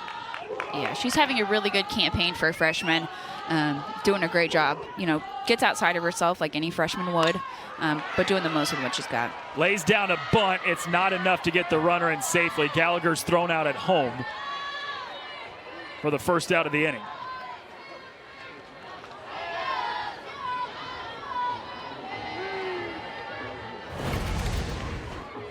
Yeah, Madison Walker again bunts that ball a little bit too hard. Maddie Gallagher not able to sneak in there on an easy toss back to the catcher to get that out at home. So a much needed first out here in the fourth after Mizzou had already scratched in 2 runs before an out was recorded. Shantice Phillips now up for Missouri. 8 and 9 hitters have been really clutch today for Mizzou. They've been up 4 times total. They've gotten on base in 3 of those 4 times. And for a moment, it actually was all 4. Kaylee Langer was hit by a pitch her last time up, but after a review, it was changed to just a ball. She had started swinging on a check swing. That's when it came in and hit her. It was ruled back, and then she later struck out.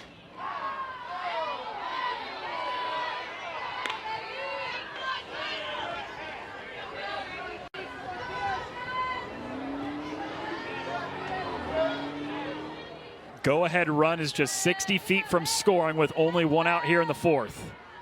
2-1 on the way. Phillips pops it up, stays on the infield, and Lynch, the pitcher, with the grab for the second out.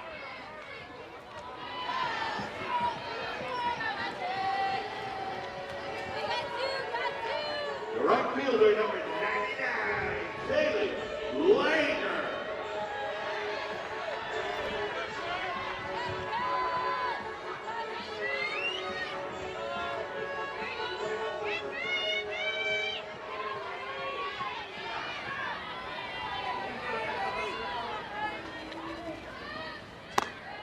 Kaylee Langer 1 for 2 today, singled and scored a run back in the second. Struck out in the third. Kelly Lynch finding herself again in another position where she needs to get Langer out to avoid throwing to Laird with runners on.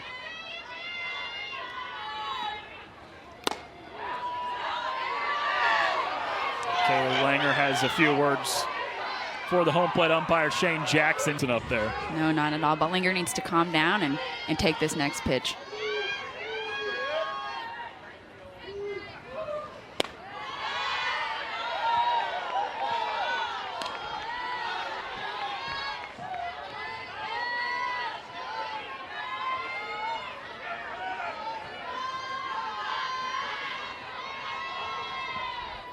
Two-one. Lifted in the air, shallow left side foul territory. Daniel makes the grab in front of the Mizzou dugout.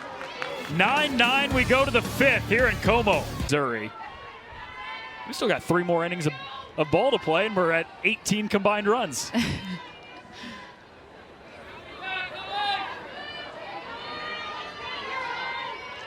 And Kelly Lynch in relief has been really good in 3 innings, has given up just 2 runs. Both came last half inning. 2 doubles and a 2-run home run for Raylene Gutierrez. Alex Honnold, meanwhile, has been the big bat for Missouri. Pair of doubles has driven in 4 runs. And Julia Crenshaw hit her 2nd home run of the season just last half inning.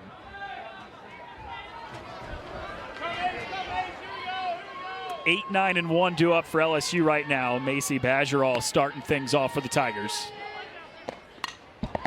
Fouls it straight back.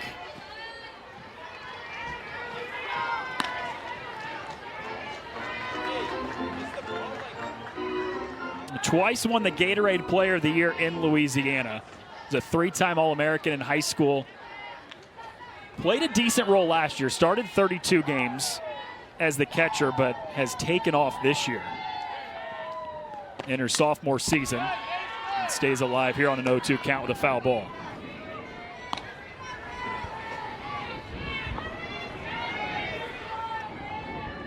Really struggled early in the season.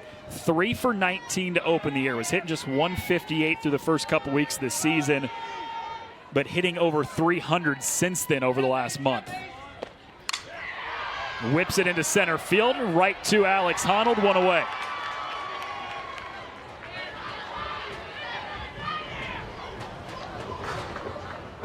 Number 23, third baseman, Sierra Daniel.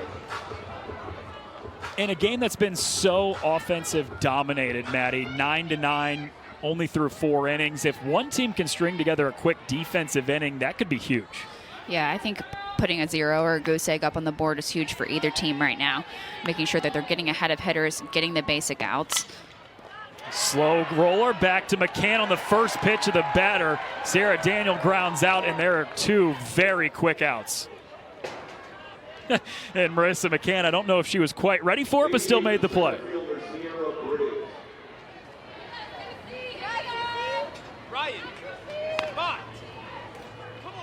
Combined between the 2 teams, only one time have we gone 3 up, 3 down. That was in the top of the second. Lauren Krings for Mizzou got a 1-2-3 inning. Marissa McCann, the true freshman, has a chance here for the Tigers.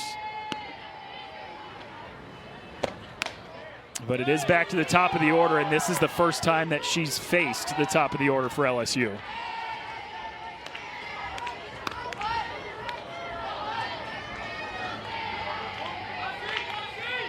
Working in relief tonight. She started the series finale against Tennessee last Sunday. A game that she lost, Maddie, but Larissa Anderson said she felt that was huge to get McCann to be able to start on the road, tough environment at a top 10 team in the country, Tennessee, and thought she handled her own for the most part. Yeah, and I think some of that just comes with experience, you know, getting used to being at a top 10 team and being on the road. It's a different environment. When you're in front of your home team, it's a little bit more comfortable in front of your hometown fans. So it's always nice to get a little bit more experience for a freshman on the road like that. She held Sierra Harrison back a little bit last year as a freshman. Pitched her a lot in midweeks, non-conference games, but not a ton during SEC play. Said she thinks she's going to handle that different with McCann this year. That's a 4-pitch walk to Sierra Briggs, the leadoff hitter for LSU.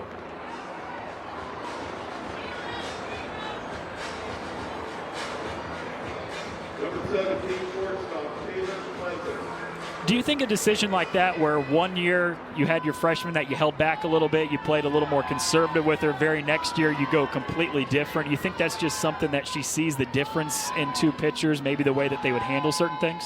Yeah, I think so, and I think throwing them, you know, to the Wolves a little bit earlier helps them be ready for that postseason experience, because it is going to take, you know, all of Mizzou's staff when they do get later in the year. They're going to need 1, 2, 3, 4, 5 pitchers to be able to compete in that postseason run. We've had a pretty clear 1 and 2 this season. Lauren Krings has been the ace, the Friday night starter. Sierra Harrison has been the number 2 and trying to get number 3 in there as well.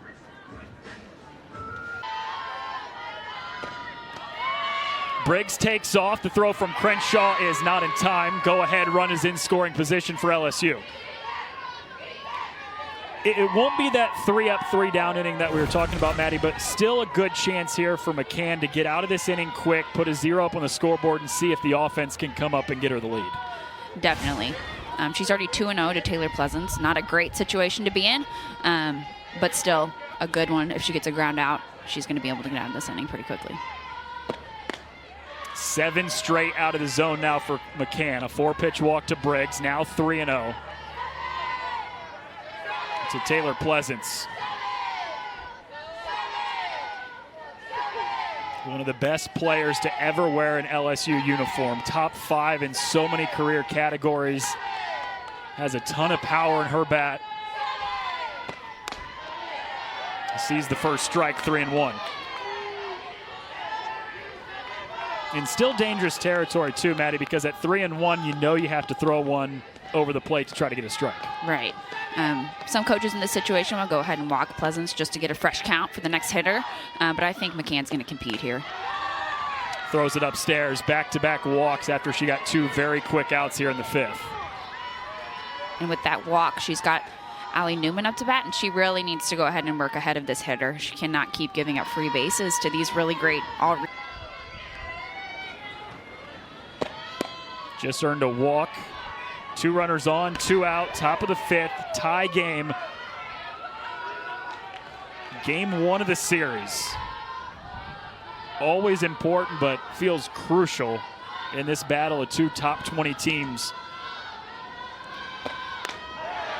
It's right over the heart of the plate and a called strike into Allie Newland.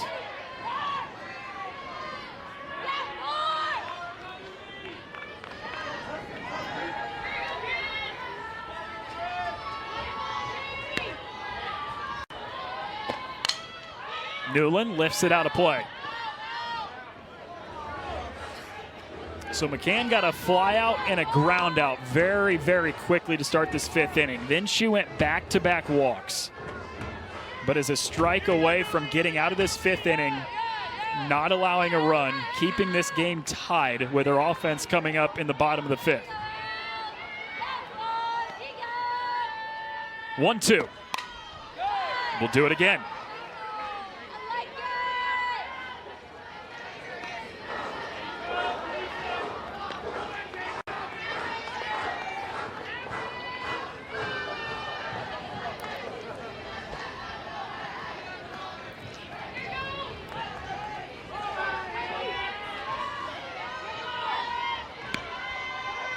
Another 1-2 for McCann.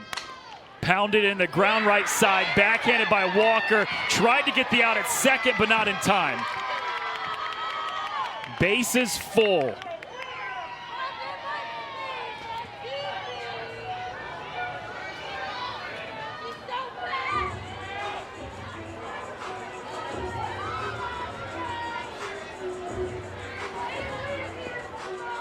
Brings up Raylene Gutierrez, who has 3 hits today, all of them extra bases, a pair of doubles, and a 2-run home run her last time up.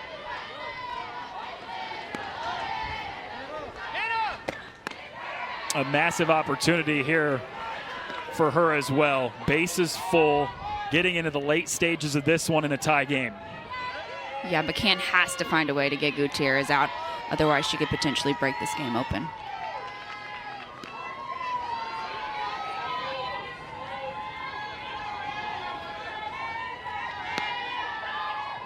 The 0-1 from the freshman. Too tall, it's 1-1.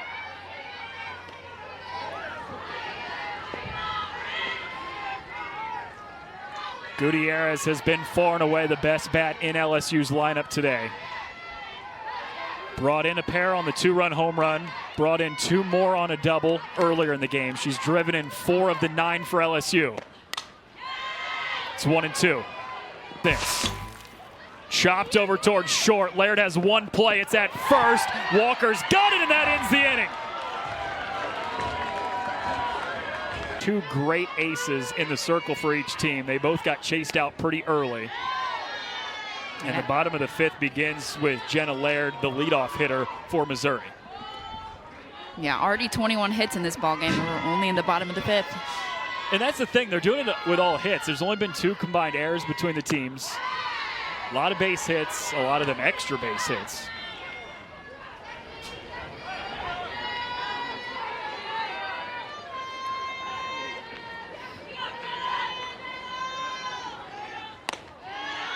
And for Missouri specifically, Maddie, this is the part of the order you want up. I think a lot of teams think 3, 4, 5 hitters, heart of the order. But for Missouri, Jenna Laird, Alex Hunold, far and away the 2 best bats in the lineup. Right, and with Jenna Laird's speed, she's a threat on the bases as soon as you get those other hitters up as well. She's ahead here, 3-1. Larissa Anderson called Laird the most consistent athlete she's ever coached. Said she has an unbelievably high standard for herself. The 3-1 slashes it foul.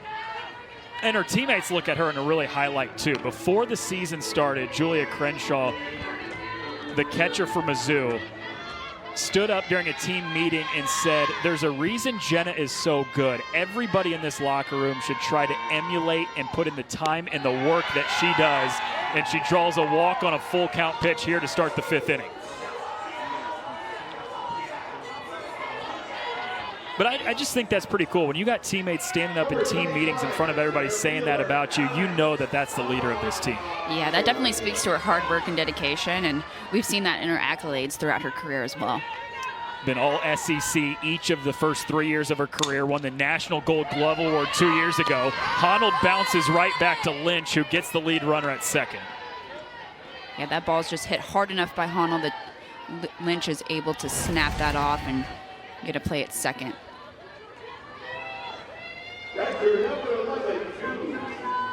And I would think any defense, any pitcher, if you can get that kind of sequence for those top 2 hitters, if you can get a walk followed by a fielder's choice, and so you've only got one of the 2 runners on base, you'll count that as a win every time, won't you? Yes, Kelly Lynch definitely helped herself there, and that's really what it's all about. Get the free outs, especially if they hit right back to you. Were you a big pitcher fielding your position kind of person? Could you field your spot? Oh, I mean, I like to think so. Not always. Roller to short. Pleasance gets the first out at second to get the lead runner again, but Crenshaw's safe at first.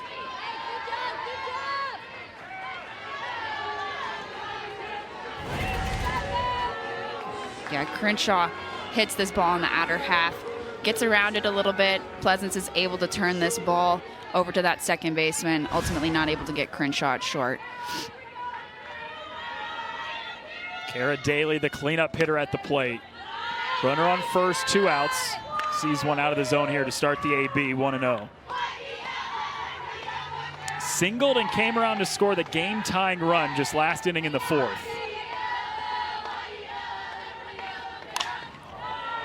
Lifts it high in the air, left field. Newland sprints in on it and makes the grab.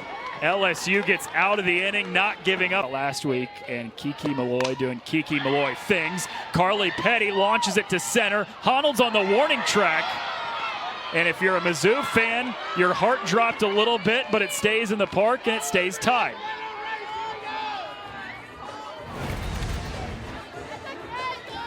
Yeah, McCann leaves that ball belt high on the outer half of the plate.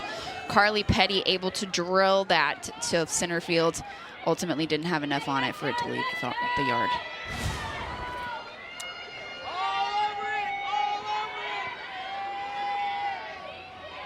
One pitch, 1 out for the freshman Marissa McCann, who stranded bases loaded in the 5th to keep this game tied last inning. And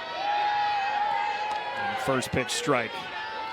Isn't Mic'd Up Monday awesome, though? You get to kind of listen in on the coaches, hear their personality a little bit, and I think it just grows the game more than it does anything else. Yeah, it is absolutely one of the most fun things that we do on broadcast. Vaughter's been great in the circle this year for South Carolina. Soft liner from Kelly Lynch. 2 quick outs to start the inning.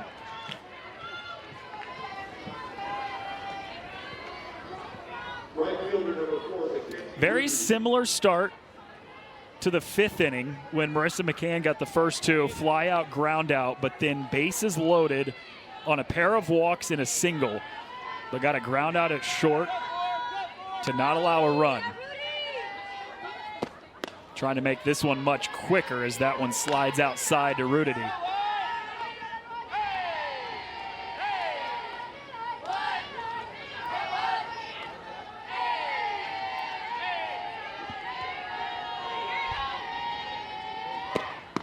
Mackenzie Rudity looking for her first hit of the day.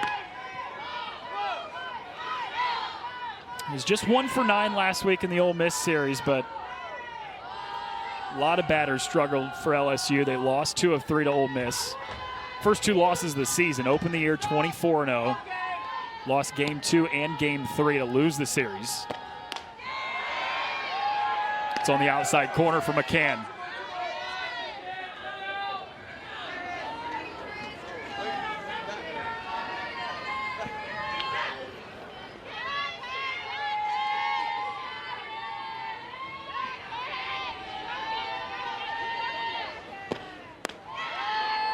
Low and inside, 3 balls and a strike.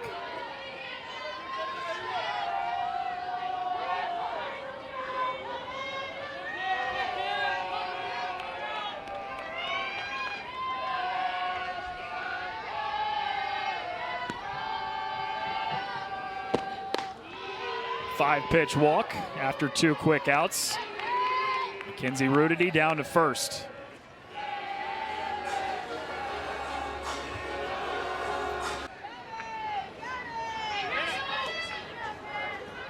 Did work the bases loaded last half inning, as had some struggles at times hitting her spots.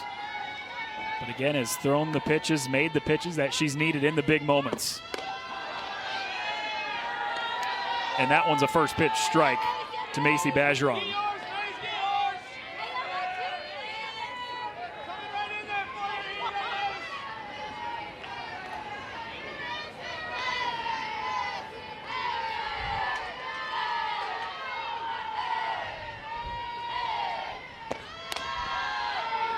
Throw back down to first, not in time. Rudity's back in.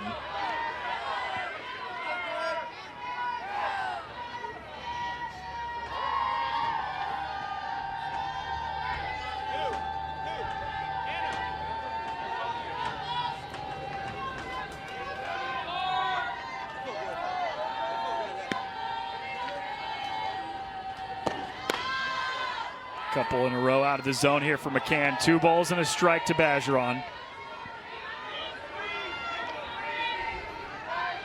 2-run double for her back in the 3rd inning. Go-ahead run for LSU is at first with 2 down here in the 6th. Here comes the 2-1. Lifted, shallow center field. In fact, it stays on the infield dirt, and Gallagher's got the play to end the 2nd inning, but she has shut down this Missouri offense. With the exception of the bottom of the 4th, gave up a leadoff home run to Julia Crenshaw, then gave up another run in that same half inning. But other than that, has been dominant in the circle. Maddie Gallagher launches deep right center field, and it's off the wall. Gallagher's into second with a leadoff double. The go-ahead run in scoring position with nobody out.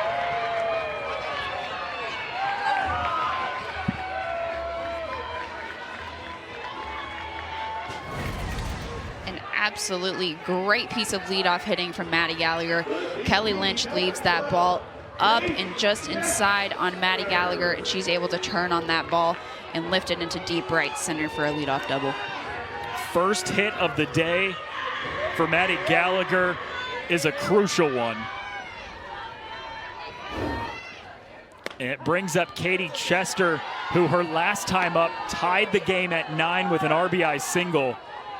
Has a chance to push the go-ahead run across the plate here with a base hit in the bottom of the 6th.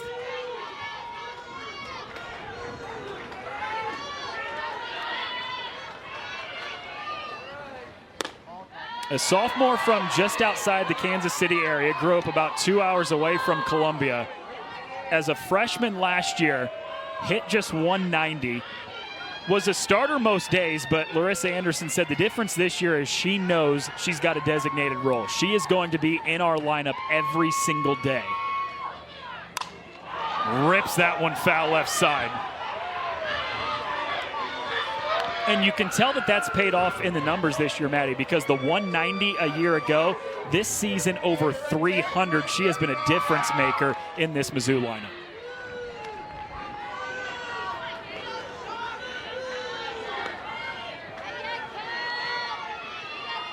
Has already eclipsed her RBI number, has matched the amount of home runs she's hit, and has played in only about half the games so far this season.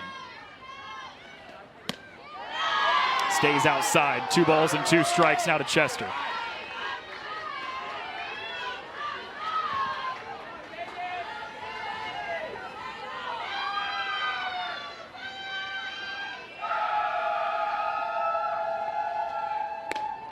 Full count.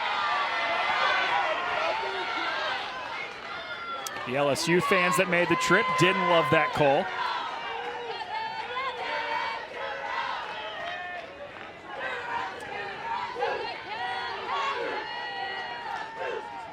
Here's the full count pitch. Lifted center field, has Briggs tracking back right in front of the warning track. Gallagher tags. She beats the throw in standing up. The go-ahead run is 60 feet from scoring with 1 out. Yeah, a great piece of hitting by Katie Chester, able to put enough power on this ball to drive it to deep center field, which ultimately allows Maddie Gallagher to tag at second and advance to third base because that ball is deep enough. At this point in the game, too, Maddie, you'll take productive outs, and that is as productive as they get, right? Hit the ball deep enough, allow the runner to advance. Definitely, and now Mizzou only needs a single to take the lead in this game. It's the true freshman, Madison Walker, who takes a strike. Going through a little bit of a slump right now, as a lot of freshmen do. There are ups and downs that comes with the territory of being in your first year of college softball, especially in this conference. The SEC is a gauntlet every single week. But laces that into right center field, and the freshman has given Missouri the lead against the number 3 team in the nation.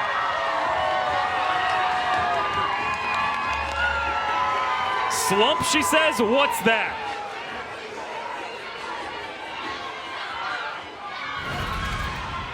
A good piece of hitting here by Madison Walker. She sees that pitch outside, and she takes it that way with a hit to shallow right field, which is able to score Maddie Gallagher.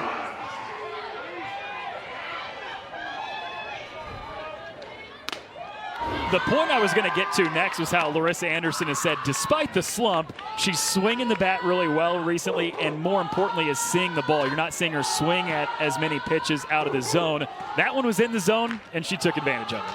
Definitely, and you love to see her understand that a runner in third means she needs to hit it to opposite field, and she did exactly that. That's a really good point, too, and it's important because I think a lot of times in situations like that, you probably try to do too much. Walker didn't. Went with the pitch, put it in the opposite field to bring in the go-ahead run. Shantice Phillips takes a strike on the outside corner, 2-2. And again, Noah, we're seeing a lot of production out of this lower half of the order for Missouri. Only 1 out, trying to add some insurance here in the bottom of the 6th. Skied into center field. Briggs has plenty of time. Camps underneath it for the 2nd out.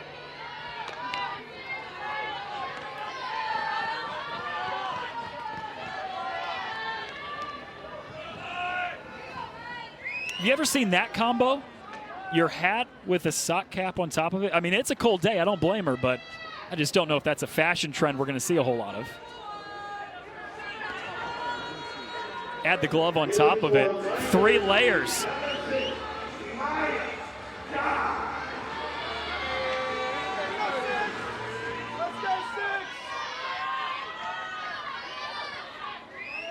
Maya Dodge is the pinch hitter for Missouri, and she cuts right through the first pitch she sees of the day. Former Missouri Valley Conference Player of the Year, had a phenomenal year last year at Northern Iowa. Set the program's all-time record for RBIs in a season.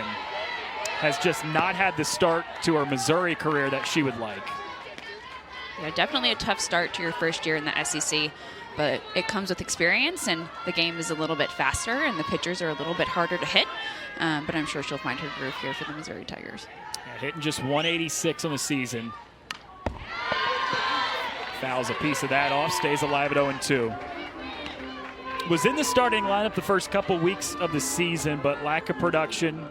You're seeing her more in this type of situation. Pinch hitter, sometimes defensive replacement, not a part of the everyday lineup. Dodge pops it up. Will it stay in play? The answer is no. It's into the 3rd row of bleachers behind home plate.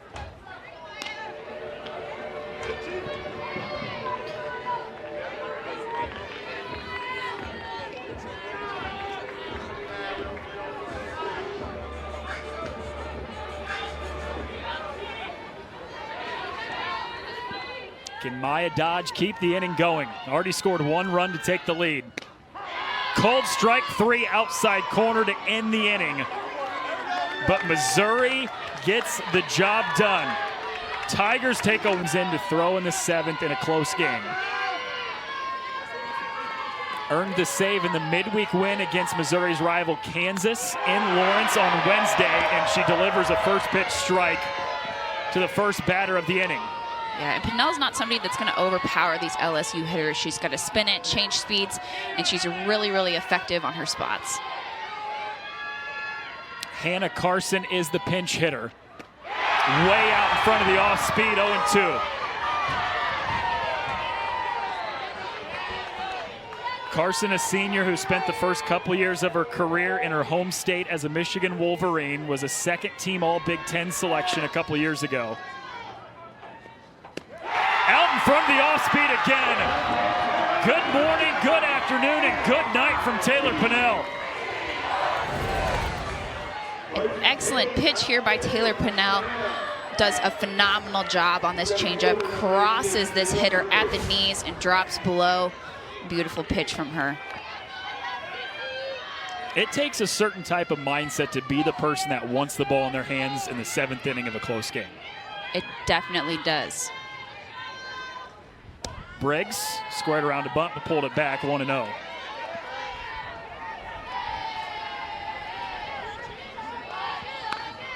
LSU in danger of its 3rd consecutive loss after starting the year 24-0. They were the nation's final unbeaten team until last Sunday when they lost to Ole Miss, then lost the series on Monday, losing back-to-back. Did not have a midweek, so this could be a 3rd straight loss if Taylor Pinnell can slam the door shut.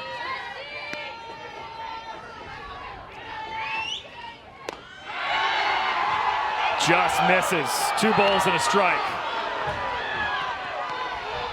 And it is awesome to see a pitcher that's not scared with the game on the line like Taylor Pinnell. This is the top of the order, too, for LSU with Sierra Briggs.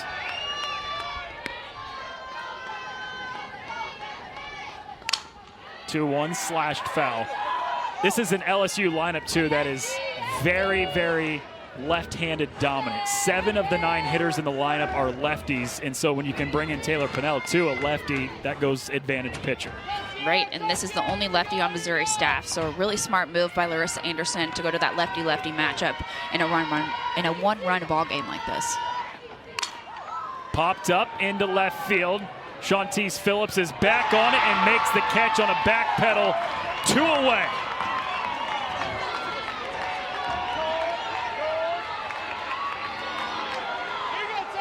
Number 17, shortstop, Taylor Pleasant. Good news for LSU, though. Would you want anybody else up in this situation? Down a run, 2 outs in the 7th, and your All-American Taylor Pleasance. Pleasance drives it center field. Honnold in on it, dropped it, popped out of her glove. Could have ended the game, but instead the game extends at least 1 more batter. Hopefully that is not a costly mistake for Missouri. Alex Honnold comes in sprinting on this ball, tries to get under it, maybe a little bit late on her read, ultimately drops it out of her glove as that ball is dropping very, very quickly.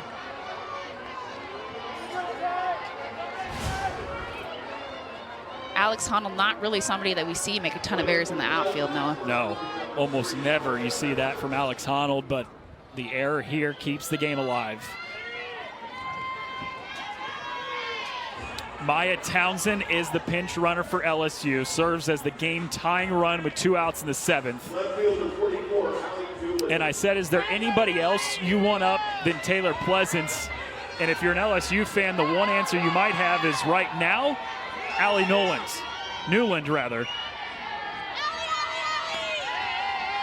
5 multi-hit games in the last 7 games for Newland, and takes an off-speed first pitch strike.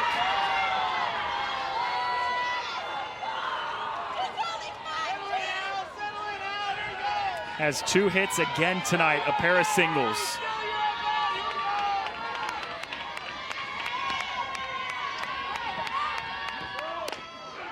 It's outside.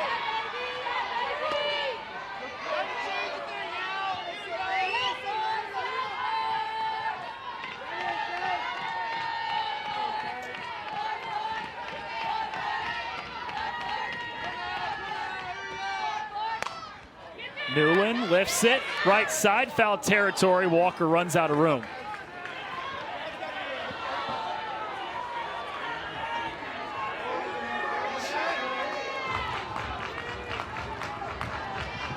A back and forth, very offensive dominated game.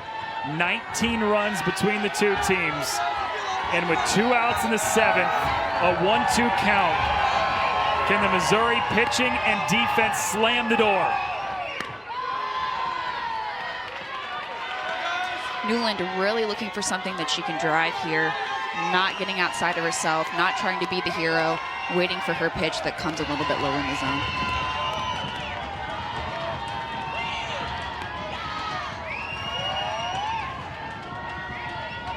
Two-two. Lashed foul.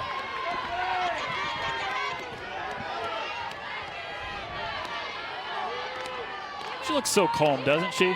Moment not too big for her. Definitely. Like I said, not trying to be the hero, just trying to get on base and pass that bat. Another 2-2. Shoots this one deep right field. Langer's over on it in foul territory and makes the grab. Missouri knocks off number 3 LSU in game 1 of the series.